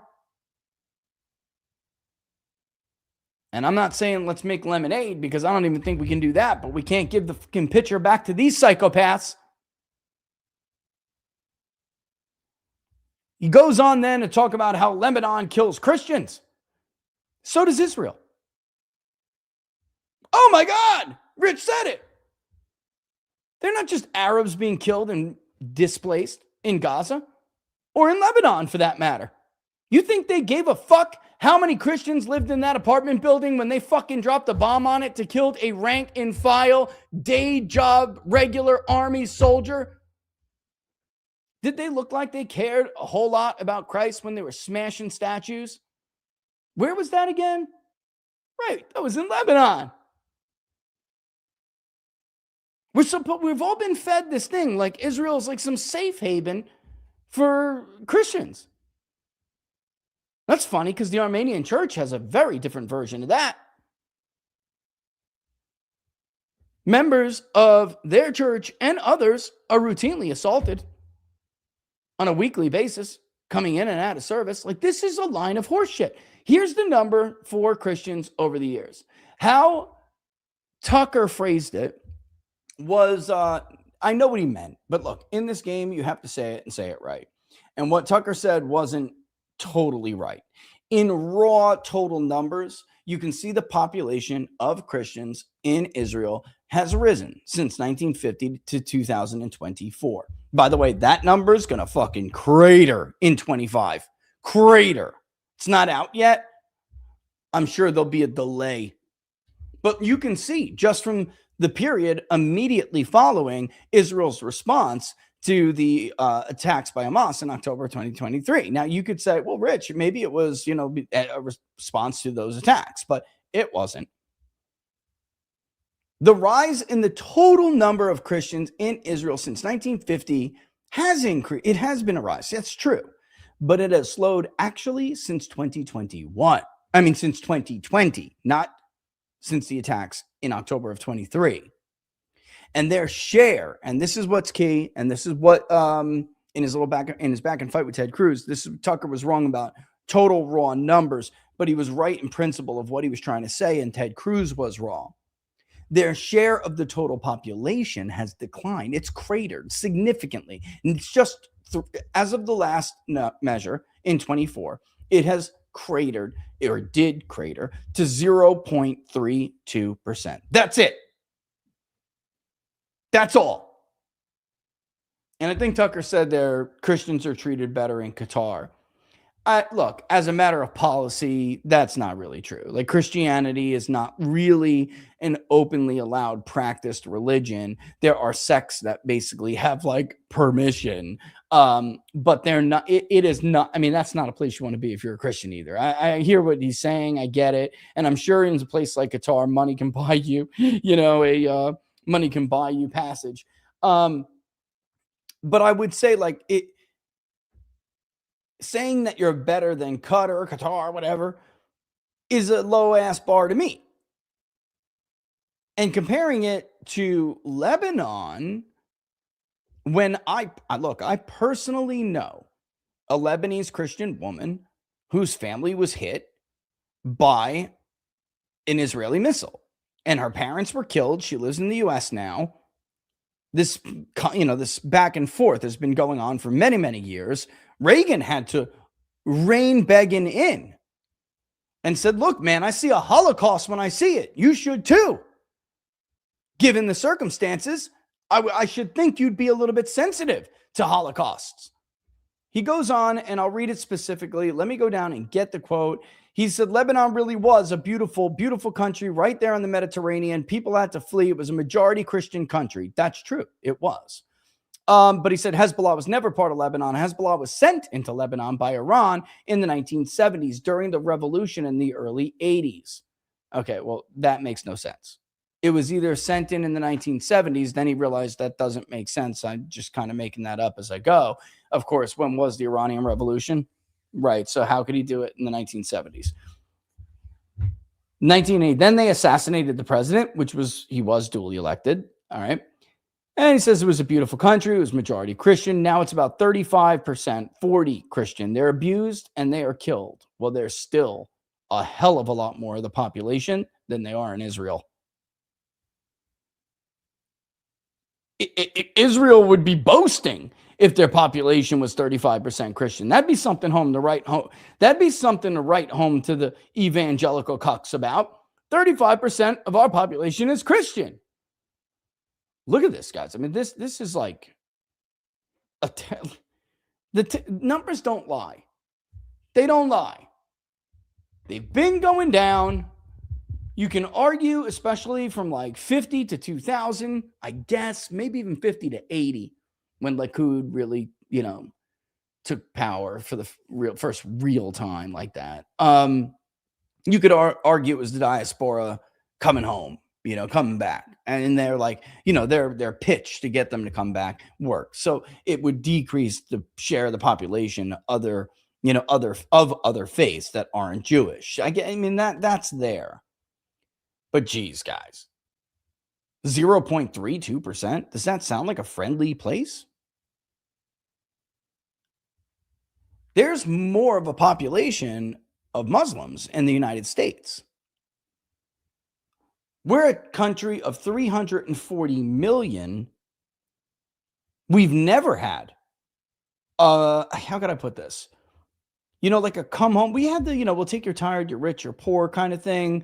But we didn't say by religion. Because we've never had, like an ethno-religious identity like that. And even still,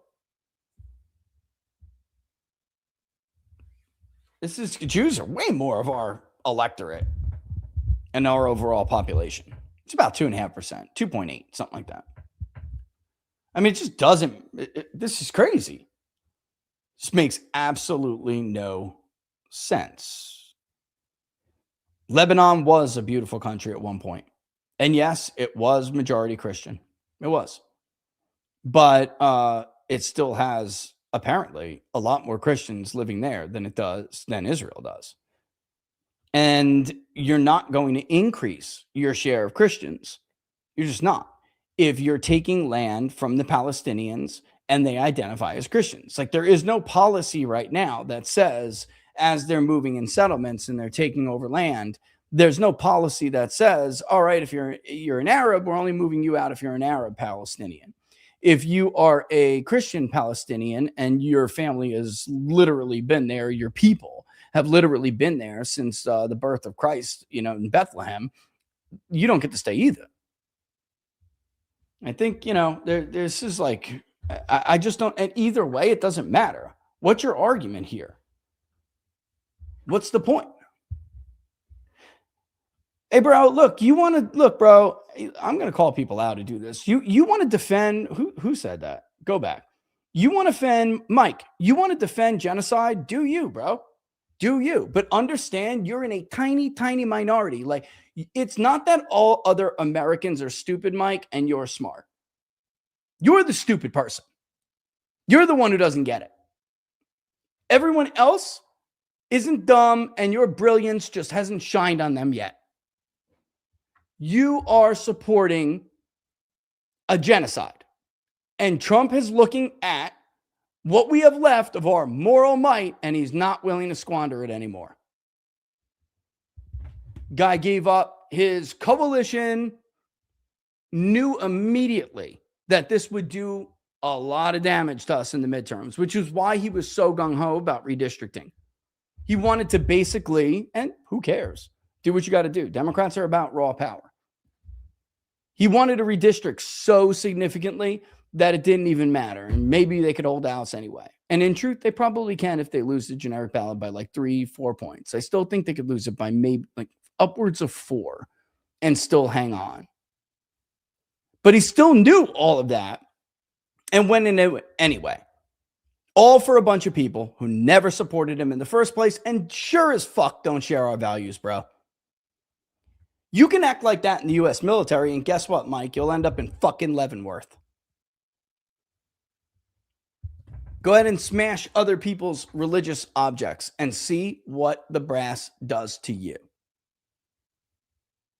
And God help us if it comes out that we killed those 200 kids because we didn't vet the brilliant Israeli intelligence that Mark Levin was just fucking cheerleading for. That's another thing you're defending. We bombed the school and killed 200 little kids. Wasn't a fucking Iranian camp, dude. You're on the ass end of this thing and you're in the minority. You should open your eyes and ask and look around and wonder why. Better yet, a lot of people should open their ears. Keep your eyes open, look around, open your ears, and listen. You made the same mistake again. It's unbelievable to the rest of the country that you could ever make the same stupid mistake. That's the truth. How could they do this again? Every time we elect these people, they get into a dumbass war based on a lie from another nation, and they fuck it up. And again, God bless Trump that because he's probably the one person who wouldn't double down.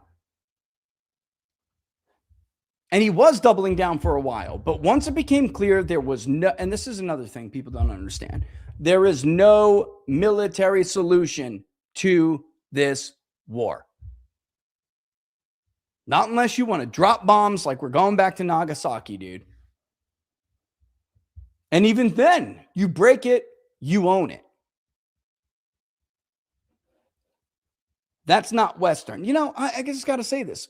Tucker was right about this. He was. There's, and it's infected some of us here.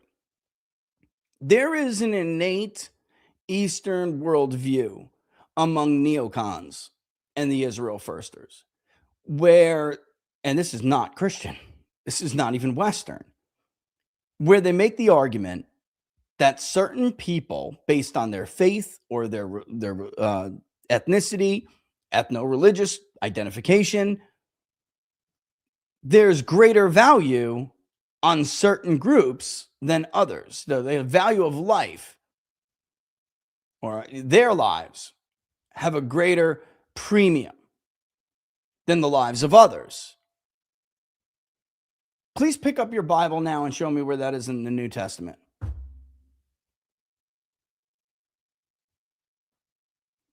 And people here at home, especially those heretical pastors who have their hands out and want those fat checks, like Pastor Hagee, who nailed his secretary.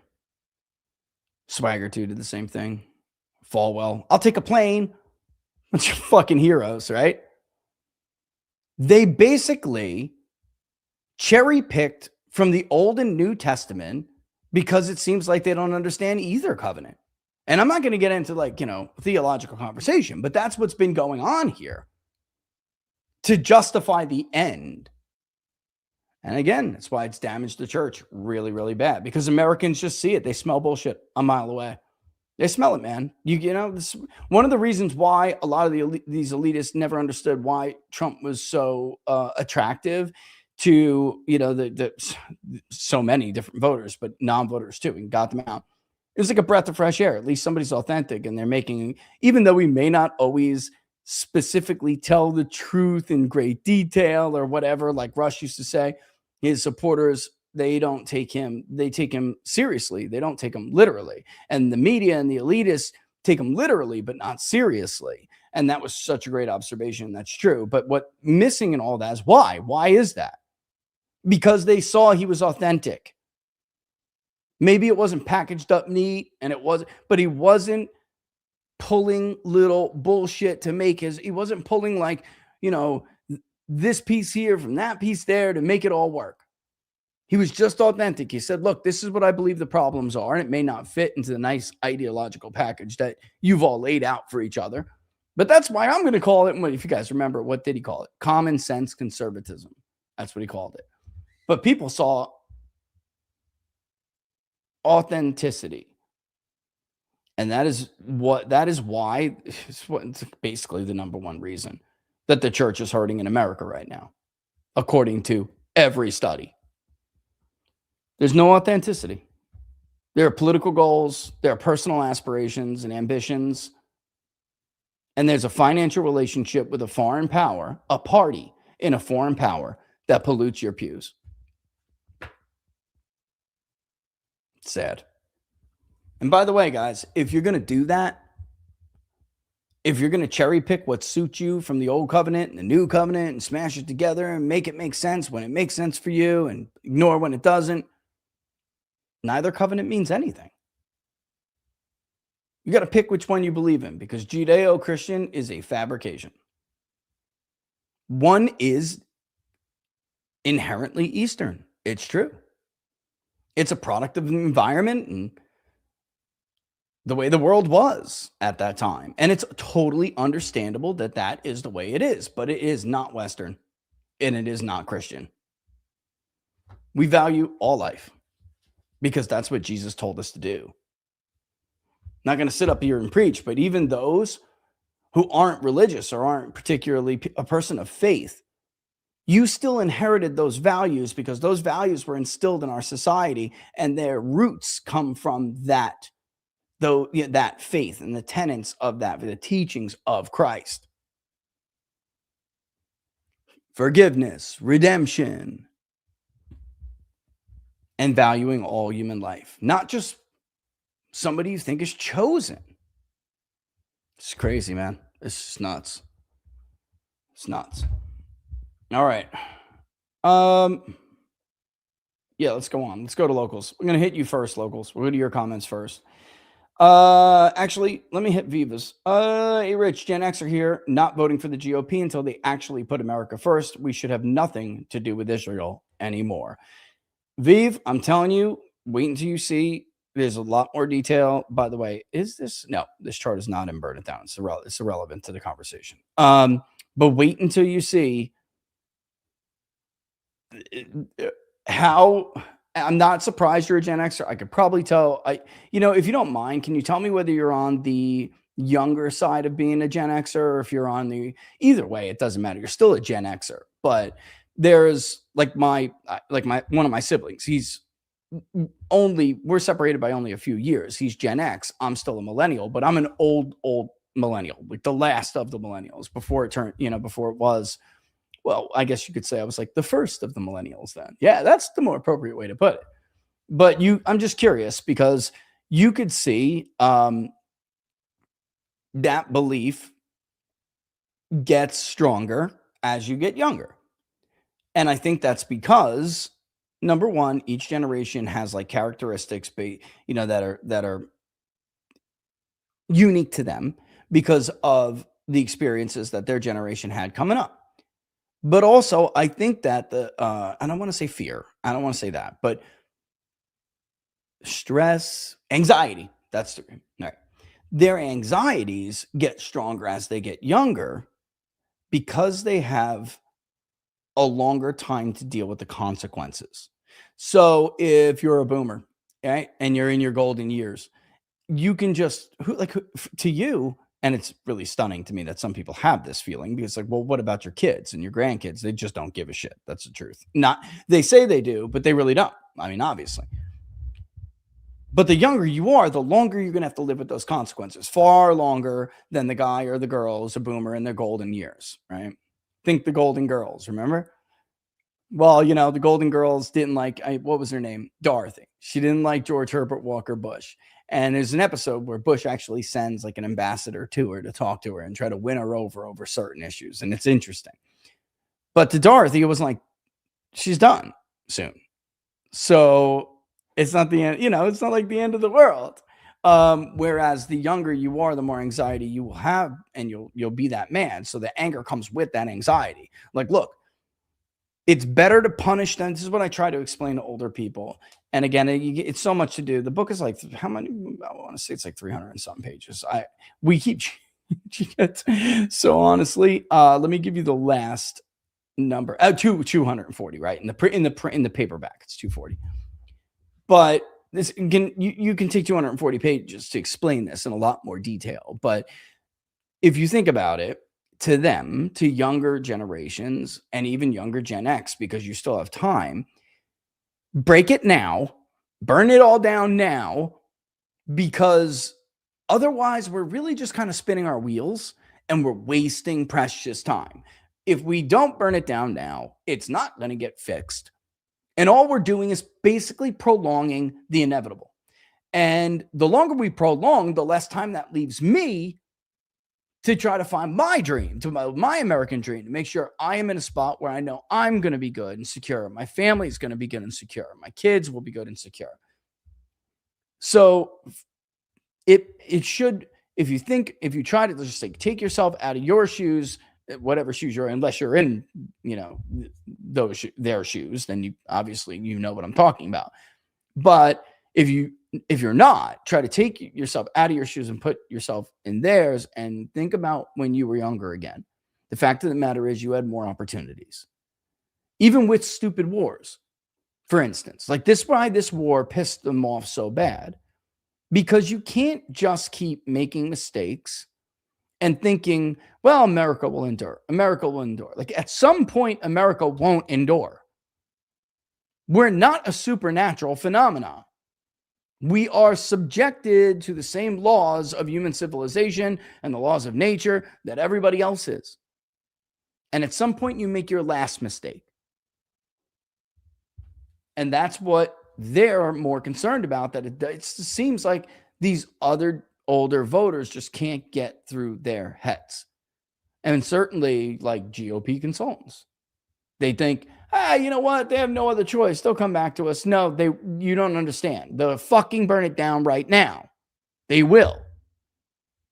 That's their choice. Because their choice isn't, but Democrats are so much worse. Their choice is, well, we're going to get it anyway. So if we wreck Republicans right now and we give the right a chance to rebuild, maybe we'll have a chance. If we don't, and we just keep going along to get along, we're going to end up in the inevitable place, which Joshua and I define and will give you a picture of.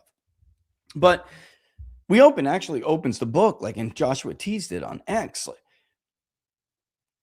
you know how you can sit and watch the same movie or the same story, but, or the same movie, but, with somebody, a friend, or your parents or something. When you were young, you're just getting a totally different story from it. We do something similar to that. I don't want to give too much away. Otherwise, Josh would be like, dude, shut up. But it helps people understand that sometimes we're all looking at the same thing, but we see something very different. And that is what people who keep saying, well, Democrats are so bad, and if you're staying home, then all you're doing is helping to elect a Democrat. That's what they don't understand. They don't give a shit about that argument anymore.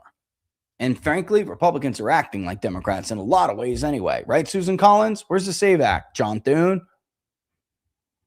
They're acting like them. What does it matter? Joe Biden started a war in Eastern Europe. Donald Trump started a war in the Middle East. What fucking difference does it make? Did I get affordability? Did I get any easing of the burden of affordability crisis in this country? Nope. Not enough.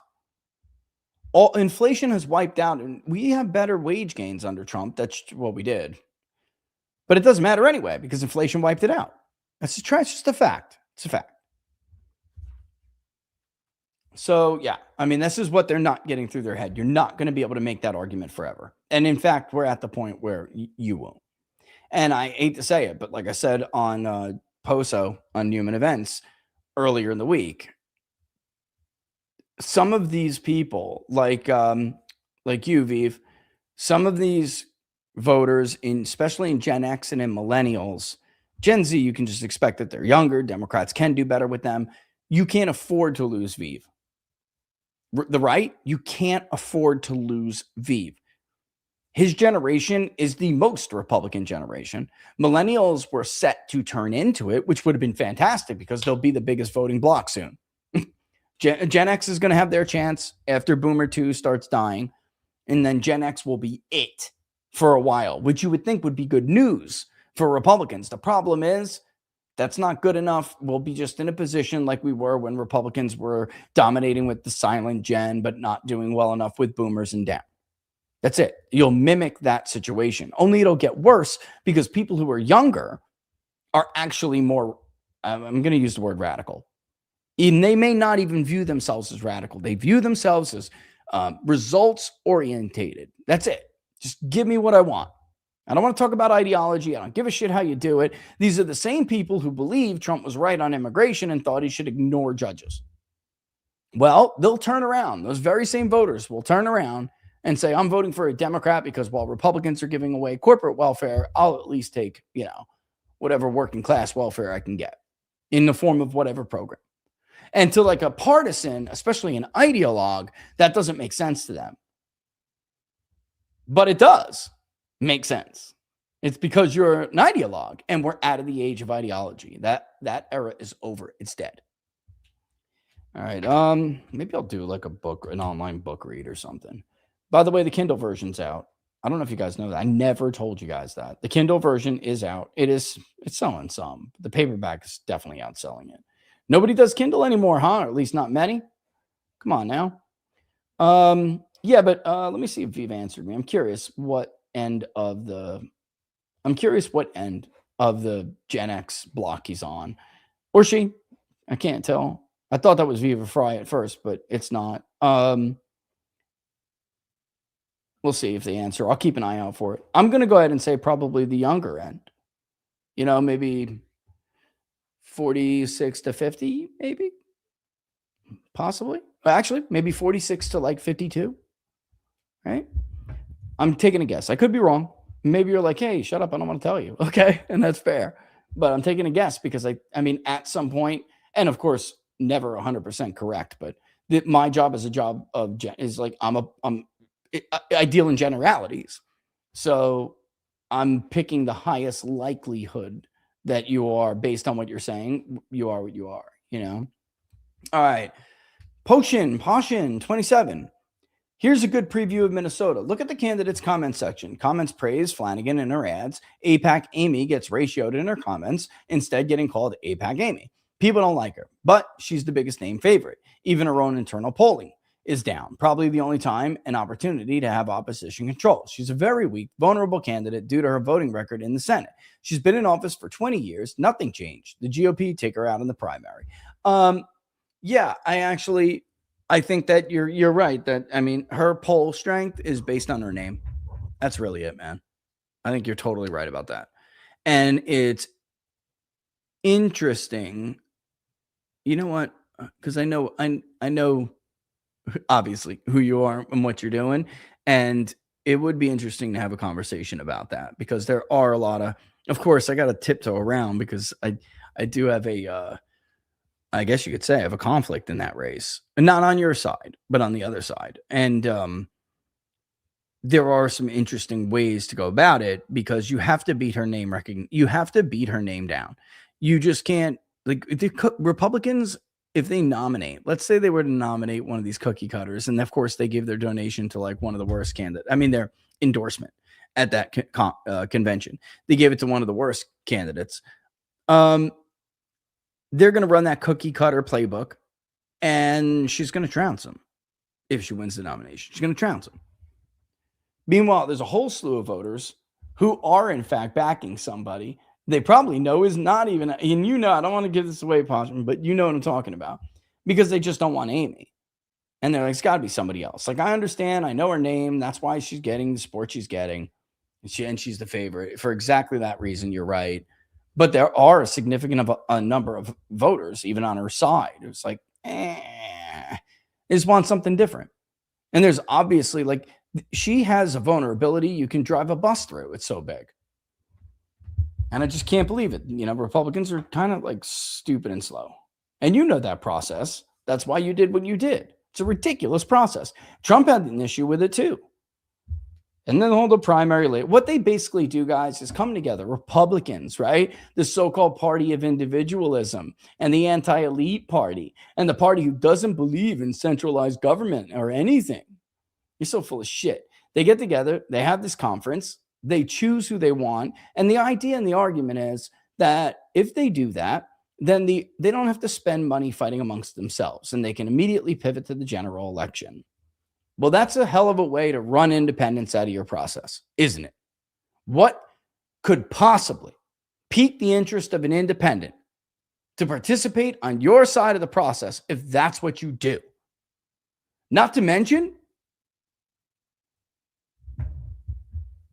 the party is always picking the shitty candidates.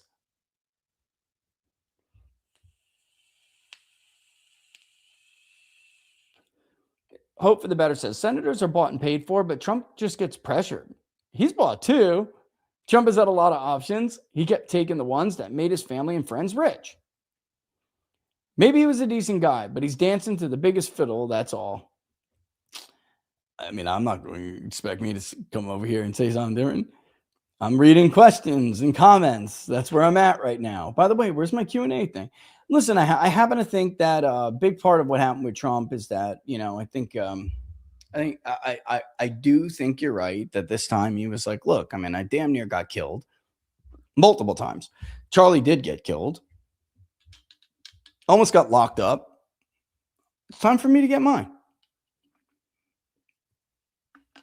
And that would be one thing, but here, hope for the better, bro. This is the problem with that argument. Even if I was sympathetic to him thinking that, you still shouldn't have done this. This was the dumbest mistake I never even considered Donald Trump would ever make. Did any of you? And I talked to some of my left-wing friends too, and they're like, you just didn't want to see it, Rich, but the signs were all there. And even somebody like an Owen Schroyer, I know, anti-Semite, another one they always call an anti-Semite, because he doesn't want a foreign power having this much influence in our government. That's not anti-Semitic. And I don't know if he, I'm not going to try to read his heart. The policy is the policy. That's all I care about. That's all I'm interested in.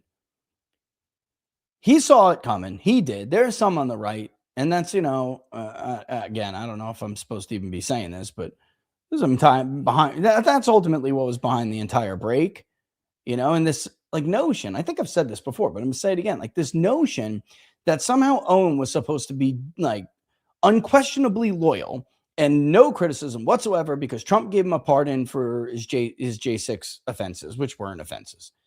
That notion is ridiculous. What you're basically saying is Donald Trump should have bought Owen Schroyer, or Owen Schroyer should have acknowledged, or should have just been so grateful and bought off by that pardon. That's what you're saying. You're saying Owen Schroyer should have taken that pardon as payment for his unfettered support and unquestioned loyalty. And that means even when it's at the expense of MAGA or to the detriment of MAGA, America First, in the country. That's called being corrupt. And yet I saw that all over X every time Owen had a viral tweet. Here this guy is, who got a pardon from him. He should know better. He should be more loyal. Not if he believes his principles are being violated and he's being betrayed. That's called being bought and paid for, like Hope for Better just brought up. That's called having no principles. Watched you on Jack. You gave me the first glance of hope I felt that since the shit show began, and I still am hopeful. I am. Thank you. If Iran wasn't ruled by such liars, that high would continue. But I'm staying positive. Listen, hon, I'm more concerned, and I call all girls hon, so please don't get offended. I swear. My wife is always like, stop calling her sweetheart. And it is taken as flirtatious, but I'm just from that part of the world. First of all, I'm Italian. I'm friendly, and I'm just from that part of the world and that generation. Like I call girls sweetheart. It's endearing. I'm meaning it to be endearing. So I hope you're not offended by it. I do that, and I can't even help it sometimes. I keep calling I'm not gonna say who it is, but she's a boomer, and I keep calling her sweetheart. And everyone's like, dude, what are you doing? You guys know her too. And I'm like, but it is what it is. Stay positive. But I will say this, and I love your name, by the way. So, I'm picking cute. I think I've said this before, but it's the greatest name ever. I'm more concerned about Israel busting it up on P Pick and Cute. I'm serious. I'm more worried about them because Netanyahu literally has to break this peace deal to survive. Because and for people who don't understand what I'm saying when I say that, he knows that the hardline stance has saved him in the past in elections. He doesn't have to win 50.1, and he never does. But he knows that he can put together, especially in the wake of those attacks in 23, that he can put together a governing coalition if he is the more hardline. He takes the more hardline approach. And what's upsetting about that, and again, I was going to say this before when I said I agree with Piers Morgan. What's upsetting about that is that often means that Benjamin Netanyahu's calculations are based on what's good for Benjamin Netanyahu, not what's good for Israel. And that is when a leader of any country starts making decisions like that, it's a catastrophe. It ends in catastrophe. And so I'm more worried about that, but I am hopeful. And I'm glad that you saw that clip. Maybe I'll dig it up and play it at the end so people can see what you're talking about. Wouldn't it be badass if someone who had the ability to contact the powers that be and broach the subject of how awesome it would be if Trump put out a truth asking his voters who they think would be the best ODNI nominee? You know, I mean, let me just screenshot your thing right here. I'm going to screenshot it. Okay. And all I can tell you is I'll pass it along. All right.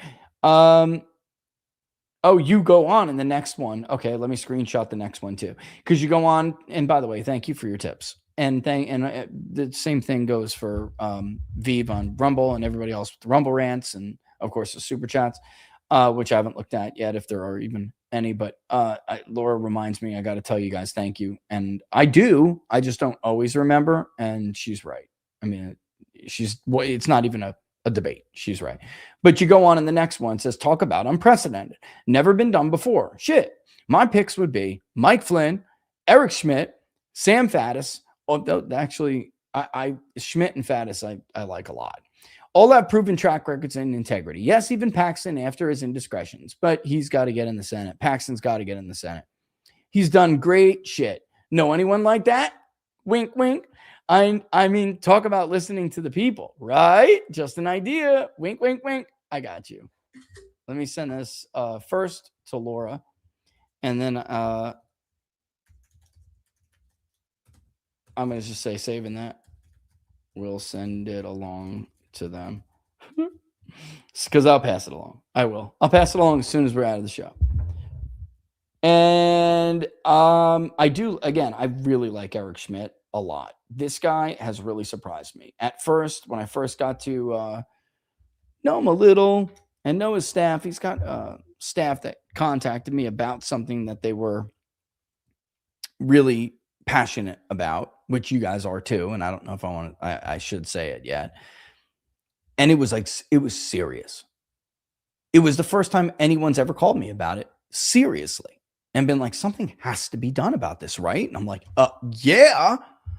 Because it's an area nobody really dared touch because they view this as like almost like a First Amendment thing, and because it's so always closely associated with media and the press. But the truth is, the press are just sponsors sometimes. We are, in fact, not. And I would say this even as myself. Like, I don't think I have a First Amendment right. The people I'm polling have a First Amendment right. But if you're manipulating that First Amendment on purpose, that First Amendment right on purpose, it is a privilege to listen to other people express their First Amendment rights. If you're manipulating that or abusing it or misrepresenting it, there should be punishment. It is a privilege. Now, you'd have to prove that they're doing that intentionally, but I can prove that in multiple instances, so I really was like stunned and over the moon. And then since then, there's been a number of other things that he's really, really impressed me with. Barnes was right about Eric Schmidt, and I was timid on him. I was going to go with the other Eric for a while, even though he had baggage. I just thought he was more MAGA. Senator Schmidt has really surprised me, and the guy deserves kudos and accolades for it. Plus, did you see that catch? Oh my God. Have you guys, I don't know if you guys saw this catch. Did you watch the baseball game?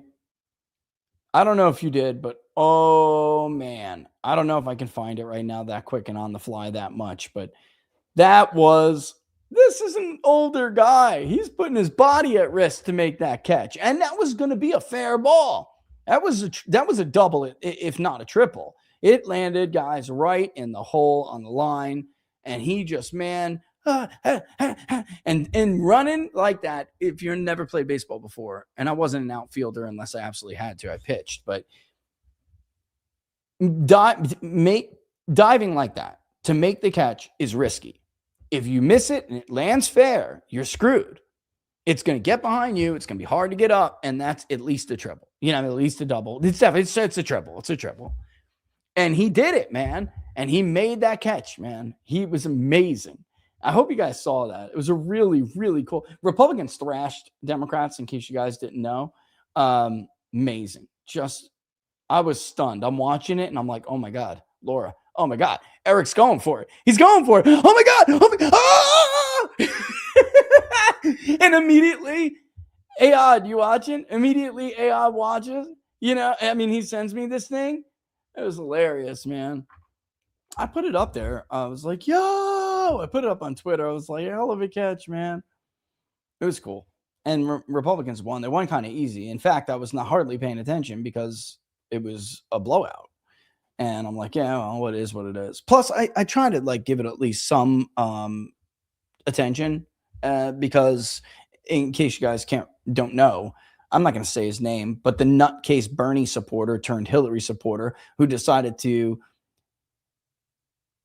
open fire on Republican lawmakers practicing for the congressional baseball game. Because he believes the Russia hoax. That was that tradition. And he damn near killed Steve Scalise, who was the majority whip of the U.S. House of Representatives at the time. Guys, could you imagine if a Trump supporter did that? My God. And at that time, unbelievable. Israel's true allies are Hegseth and Rubio. Well, did you listen to the AIPAC clip that was caught on tape? Did you hear the chair of AIPAC, what he said? I don't know if I can get Newsman's clip real quick. He basically said, he said them and Radcliffe, that they were lifelines to Israel. Lifelines and the administration, those three. And that is the way he was talking was really, really, really disturbing. And the reason why is because of what I told you. He's not saying anything like, we're loyal to this administration. We love Trump. We're going to do everything we can to get Republicans elected. They don't give a shit about that. And again, this is what I have to, you Israel firsters, you're liars. You're liars. And for those of you who believe them, I feel bad for you. Honestly, that dude who was in the chat before, he doesn't know any better. He probably doesn't know any better. Some people do, and they send out the bots and they send out their trolls. But it sounded like just a regular guy. He just doesn't understand he's being cucked yet. And it's sad. They don't care at all about the Republican Party. And, on locals, the reason I'm bringing this up right now is that there's a meme with Rubio and Hegseth. And it said, makes me sick. But, and I can't say that word. And it's not anti-Israeli. It's not an anti-Semitic word. It's a slang that'll be taken for something else. Are probably not wrong. And they're not wrong. Right. That's what I'm saying, Ryan. They're not wrong. They're right. That meme is right. And I wish people just expand on it that, AIPAC themselves have been caught saying that. I just wish they would expand on it to explain to people that they're not a Republican donor group. Look, Mary Madelson's supposed to be right wing, a GOP donor. The first thing her paper did was trash Donald Trump. You think Mary Madelson didn't know about that op-ed? I'm sure she directed it. I'm not kidding. You're being cucked. You're all being cucked. Time to wake up. MAGA and America First now really have only been, they're very in the infant stage of exploring alternative funding. And people like, this is why I know Bannon hates it, but and I love you, Steve, but hear me out, bro. Like Vance, the reason why he goes to the tech bros and those Silicon Valley VCs is because the only other option is where neocons is get your money from neocons and the Israel First crowd. The other big billionaires in this country, they're far and few between who are actually America First or MAGA or care about that shit. I know some of them, and they are not, you know, they're not getting the first thing in the pickleball club, you know? It's just true, man. Also, this war was bad for Europe economically. Thank you, Dread Robert. Thank you. Like, Mark Levin's an idiot. Why on earth would you expect NATO, a defensive balancing coalition? I don't even think the guy knows what that fucking means. I really don't. NATO was a balancing coalition, not an alliance. A balancing coalition is the technical word for it, and defensive one at that. And their entire point of existence was to balance against the Warsaw Pact. So right now they're arguably obsolete. You could make a case, which neocons did, by the way, as to why we shouldn't disband it when Trump wanted to disband it in the first administration. Now neocons are all about disbanding it. This is how, like, again, evangelic cucks are being cucked. They're all about disbanding it because they want to attack Erdogan, or they want to let Israel attack Erdogan, which I actually think would be a huge mistake for Israel, as strong as Levin keeps stroking them off to be, despite the numbers that Vance rattled off at the press conference being 100% accurate. Bad idea. It's bad for the European economy. Why on earth would they do it if they were to ignore everything I just said about what NATO is and their own relationship with Israel, which is not a good relationship? Another thing that Vance said that is absolutely true. Guys, if you are dating these girls and every single girl keeps breaking up with you, even if they're all lying and saying it's not you, it's me, it's fucking you, man. If you can't get along with anyone, maybe you need to take a second to take a look in the mirror and say, well, I wonder why that is. Rich be dropping strategic military truths way too often. Thanks, bro. Sometimes I think I'm dropping something, you know, like things I shouldn't be dropping too often. Oh, but to finish, Dread Robert, I think they are tired of waves of refugees, but guys like Levin may think open borders for Middle Easterners is a good idea for Europe. I mean, God, bro, thank you. Not to mention, and again, I'm making it my mission in life until everybody understands that I'm telling the truth, neocons are leftists. Historically and at heart, ideologically, neocons are leftists. Ideological lineage, neocons are leftists. Billy Crystal's daddy, Irving Kristol, was a Trotskyite. They were all in the Democratic Party until the post-Vietnam era, when Democrats threw them out because Democrats knew that they were parasites in the coalition. War-mongering parasites who wanted things that were impossible. Neoconservatism believes in the use of the primacy of military power to shape the world in its image, kind of like God. And they do so through regime change and nation building, two failed ventures. But everything else, they are leftists. That's why they've always supported leftist domestic policy, and nobody ever challenged under the neocon Republican Bush party. Nobody ever challenged anything in the domestic progressive, great society mold. Never. They supported it. Somebody ever had an idea to come around and do something serious with Social Security, they lost their shit too. Or they just never had the courage. They flooded the country with tens and tens of millions of illegals and migrants of all persuasions. To what? Because they're right wing? They're leftists. Well, what about Mark Levin? He's a constitutional conservative. He just wiped his ass with the Constitution.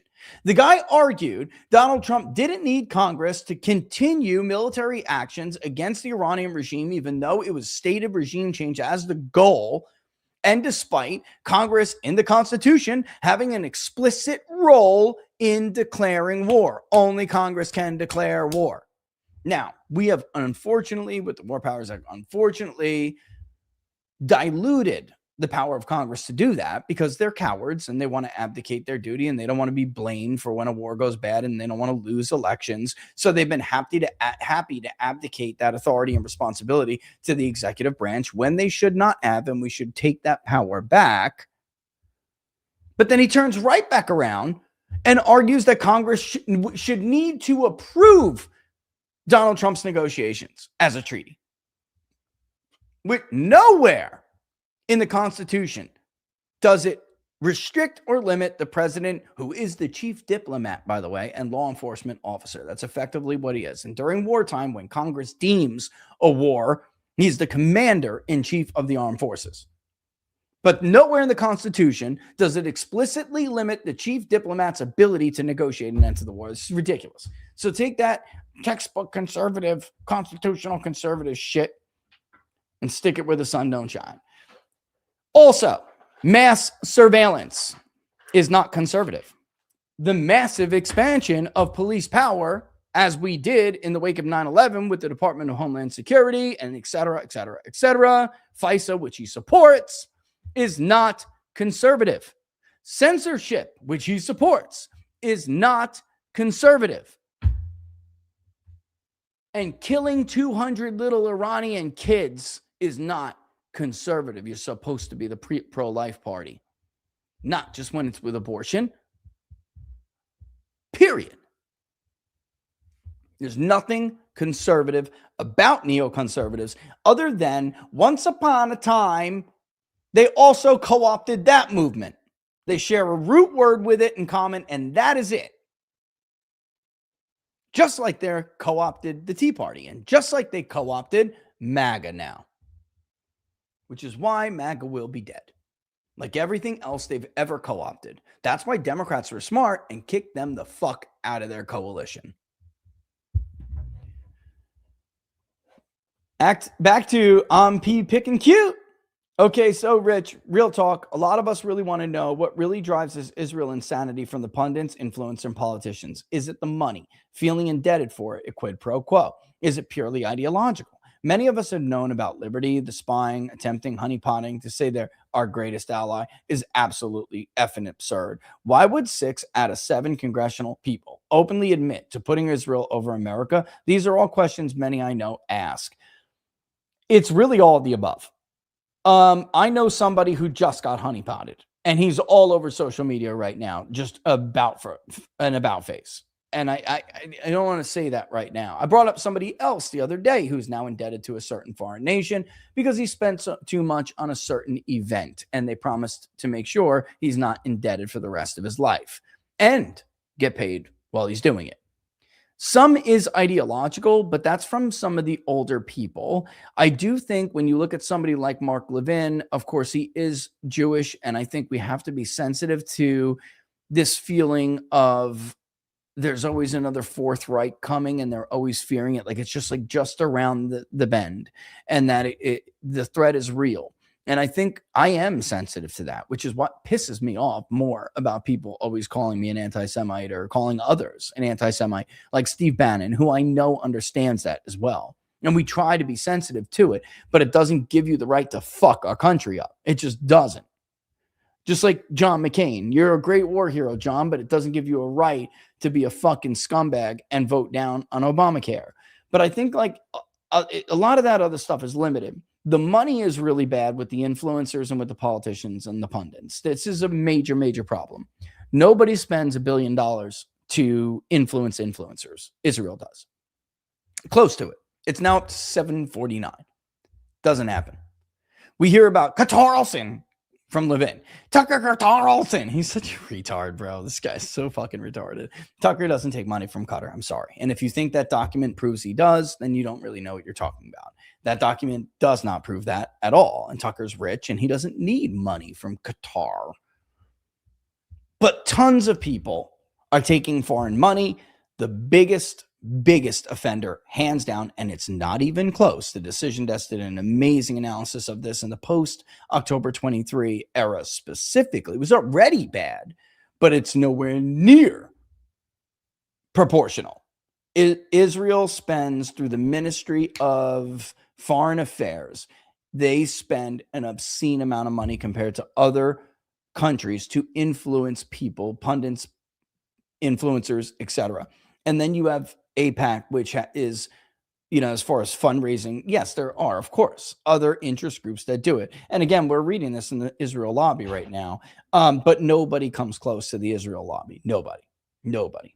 And it's a problem. The money's a problem. And this is why I've been calling for FARA to explicitly extend to social media.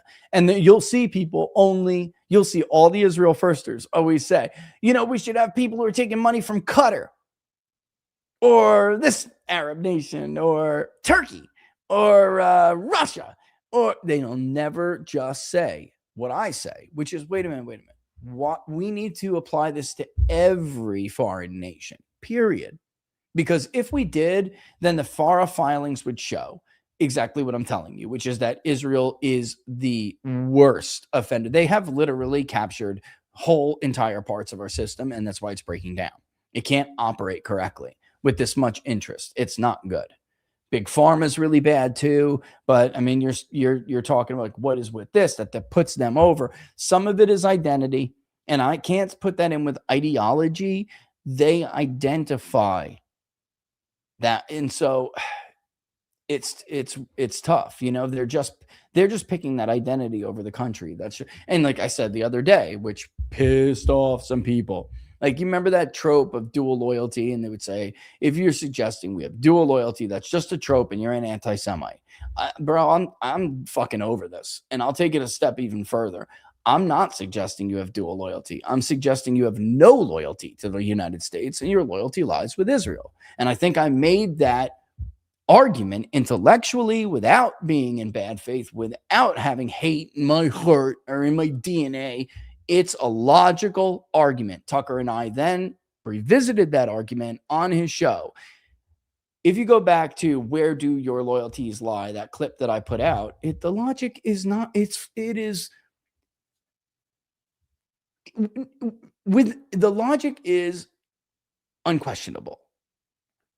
The evidence that this conflict would hurt us and hurt the party politically and the movement politically, which would lead to the party that we just called the existential threat to the country, to the survival of the country, the Democratic Party, again retaking power. With all of that combined, you couldn't possibly support this war and say that your loyalties were first to the United States. By the way, Matt Walsh also made this argument in a different way. I think mine was stronger, but he made it in a simpler way. It's not possible. You can't logically argue both. Either you were on our side or you were a fucking foreign agent. And you either were willingly because of what we were talking about, Pete, or they were unwitting foreign agent. And either way, I really don't care. You hurt us, and you hurt us bad. Not you, they did.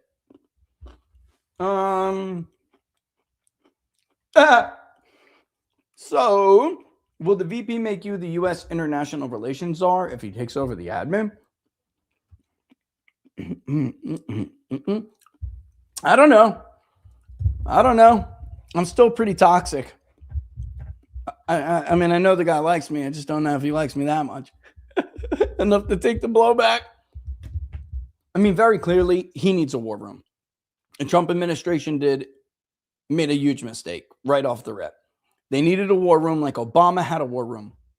And I would be defending him. He's under attack right now. Alex, I'd be defending you, but you fucking took MAGA Inc. money to come after me last week, so fuck you, bro. You can't put a guy who your socioeconomic status and your experience with socioeconomic status does impact whether or not you are better able to understand voters. And you can't pick a dude like that to run a war room and tell you what's MAGA because he has no fucking idea. Out of here, dude. Yeah. He's making his bank account great again.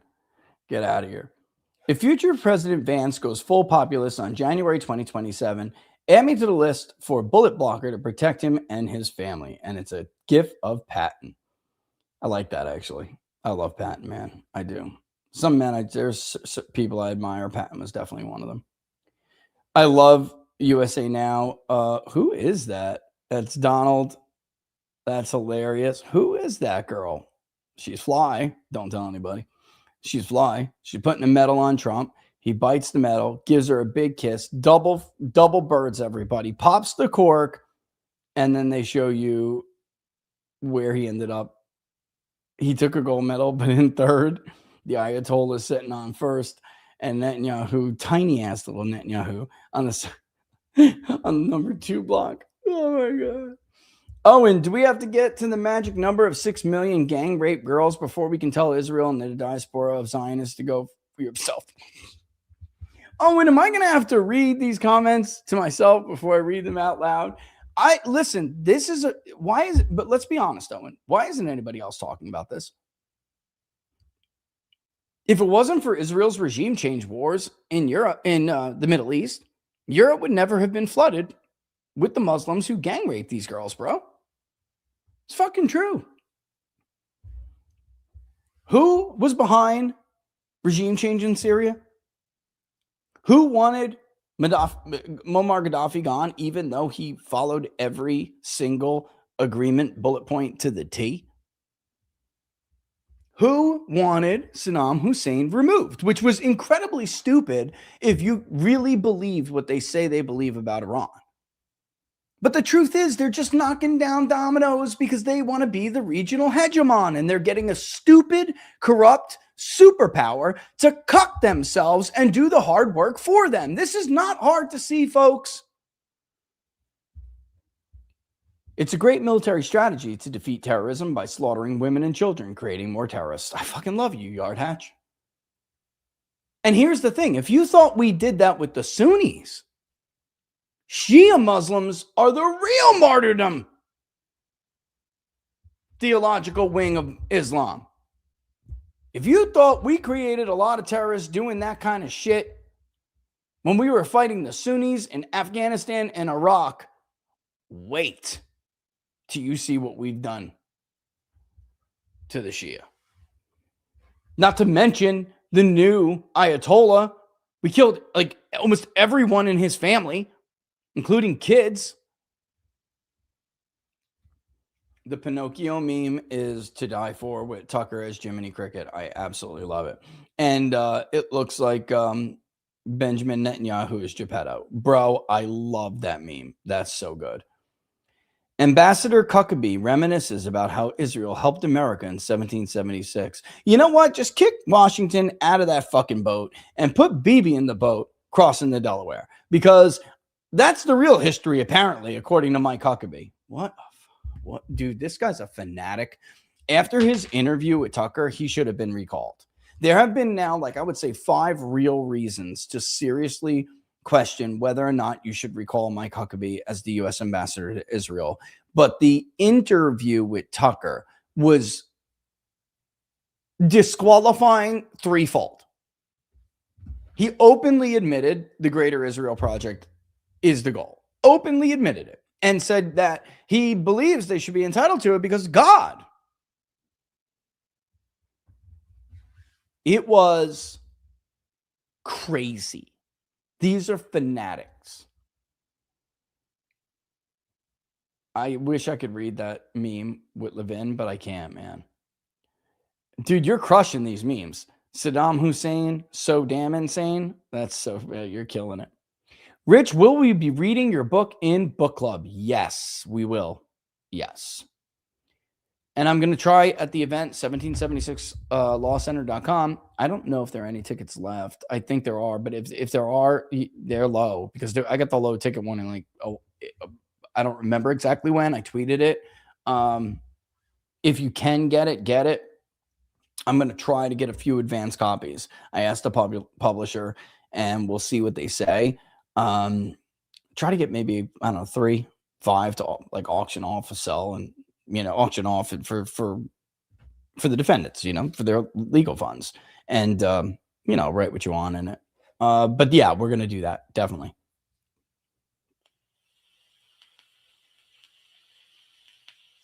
This is another good one.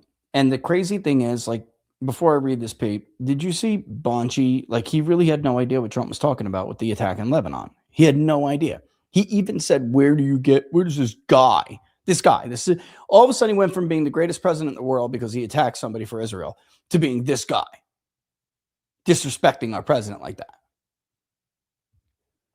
You can criticize him without, what you're doing. You know what I'm saying? They have no idea about this. We can't ignore Israel storming hospitals and gathering up medical staff. In some cases, they grab surgeons in the midst of operations, openly murdered patients in the hospital, held and tortured nurses, doctors, surgeons, horrible torture. There's no excuse for it all. Done in Gaza for years before 10/7. Then ramped up afterwards, as we were lied to by these, I can't say that. It's just cursing. It's not bad. It's disgusting and shameful. Yeah, look, Laura and I were talking about this the other day. We were like such big supporters of Israel. The terror tunnels, you go and like look at them guys or something. You don't even have to, but you just go and like see what they were doing. And it was horrible, but at the end of the day, Piers is right. You have to have some responsibility and you have to have a line. We draw a line in the United States and we should expect our partners, our allies to do the same. You can't just do what they do. This is not okay. And again, I'm going to say this again. My fellow brothers and sisters in Christ, I don't know about you, but I have enough of my own sins that I have to account for when I die and Christ comes with my life review. I don't need 200 dead school kids or genocide added to that show.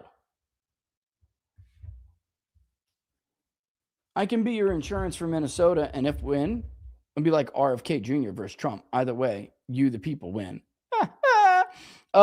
Dude, you kidding me? If somebody else wins the Republican primary, I'm all in, bro. I know, because they're the same day. It doesn't really matter. I can't publicly support anybody in that race because I have a conflict, obviously. But I'd be happy to talk to you. I think we should probably talk. I think what you're doing needs to be done everywhere. Notice that Democrats have permeated and poisoned the ranks of Republicans all over the country. It's time for America First Democrats to just be running everywhere. Their version. You ever notice conservatives turncoat immediately? You ever see a Democrat turncoat? This is another good meme. BB on the phone screaming, "The genocide must go on," with Mark Levin crying, screaming back in the phone, "Sorry, boss, I'll send more tweets." You're crushing it today, bro. Seems dangerous for neocons and evangelicals to attack Trump, especially since he was appointed by God as the second coming of Christ. I know. How did that happen, brother? He went from being Cyrus the Great in modern times, used for God's purpose, to this.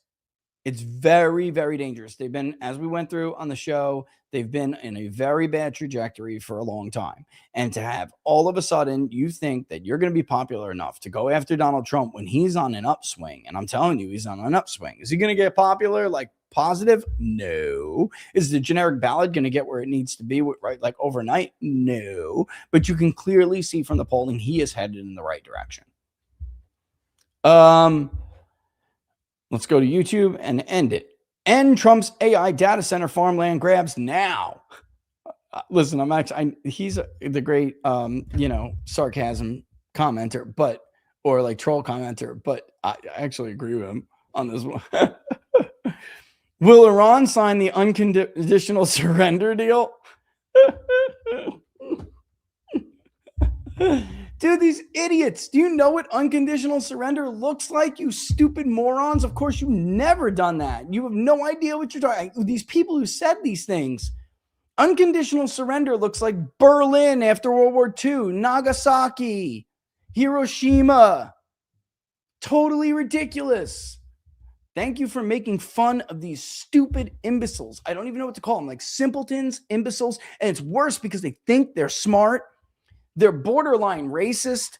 If they're not full-blown racists, They're definitely ethno-religious supremacists, and I don't know how you can't say that like I'm going to say whatever I want to say. They can kiss my rosy red Italian ass. I don't care. They are ethno-religious supremacists, and no Christian is supposed to believe that one group is ordained by God and everyone else can be killed for their good. Where is that in the New Testament? I got one right here. You want to point it to me? Take my message of the gospel to the Gentiles. That's what it says. Don't go persecute. Is that what it says? Go persecute people? Go persecute your enemies? It says, be prepared to be persecuted. Heretics. Yeah, probably. I mean, if you want my bet, yeah. Is it a given? No. Is there a path? Yes. But I think because it's not a good year. And I know that we'll see. I mean, I know it's early and we'll see. It's like a golden opportunity for Republicans this year in Minnesota. And they went all the wrong way to do all the wrong things. All right, let me take us out here. Don't forget, if you like the videos, like them and to share them far and wide. Of course, the link to the public polling project is also in the description. If you guys can, share that as well, that would be great. Or, if you obviously can contribute to it, that's also great. The national one, you'll see it. And we're like way behind. I haven't been pushing it. I've been talking about the book a lot. And I understand, like, I'm like the worst pundit influencer pollster in the world. Like, everyone else is just shamelessly plugging for shit 24/7. And I forget. I mean, I'm going to plug the book because I want to sell books. I want people to read this book. But I probably forgot to ask you guys to share and contribute to the public polling project like 99% of the time in the last 3 months or 2 months at least. Except for whenever the Kentucky Ford thing, that did get funded because people cared. But we have a lot of national polling to do. A lot. What else? Yeah. At peoples_pundit on the gram and on X. But just at people's pundit on Truth and Getter. What else? Obviously, go ahead and scan me. That's it right there. You can see if you're watching on TV, you can scan it right there and it'll bring you right to it. Pre-order Burn It Down now on Amazon. That's the paperback, but you'll see if it takes you there, you'll see the Kindle is now available and the audio is coming. All right. And I'll get that out with the quickness. There's a date that I have to wait for before we can start doing it. But I'm going to dedicate a lot of time to it, which is why I'm trying to bang out so much of the polling. But I'm going to dedicate a lot of time to it, and we'll be able to do it pretty quickly, get it out to you pretty quickly. But that'll scan me code will take you right there. But if you don't want to scan, the link is also in the description to the video. And then you know what? Share it with your friends. Share it with your DM chats, your group chats with people and everyone has to understand how this, because this is something new. Electorates always change, but there's several things that make this like a forced realignment very, very different than anything we've seen in the past. And I think what people have this false notion that just, as these people get older, they'll get more conservative. That's not true. And this is a very different group of people with very different views than anything we had seen before. And the argument is there's a reason for it. And maybe boomers and silent gen won't understand it, but we hope to get them to understand it. If you're younger, you'll get it probably easier. But there's a reason why there's such a big difference with this generation than we had seen with priors. All right. And I got to figure out how to get that to line up so it merges well. That does not line up, but I'll figure it out. All right. Other than that, I think that's about it, right? It's about all that's all the doctor ordered. You guys enjoy the rest of your Friday. It's 9 o'clock. I'm going to let you go. What the hell are you still doing talking to me? That's ridiculous. Don't we have any lives here? I don't. I'm going to work after this. All right. Maybe I'll go later, watch a movie around 11 o'clock or something. I'm too busy. I got questionnaires to do. But I do hope you guys enjoy the rest of your night. And again, for everyone who did the super chats, do the contributions, buy the book, all of that, thank you for your support. And even if you can't, you sharing a video goes a long way. And don't forget to subscribe. If you're on Gram, if you're on the Instagram, go to @peoples_pundit, the same as it is on X, which I'm probably sure you probably follow me there, right? Same thing there. Go follow me on the Gram, and I'll see you guys over there as well. All right, guys, nothing but love for you. I'm going to kick rocks. Enjoy the rest of your Friday night. All right. Later. I'm out.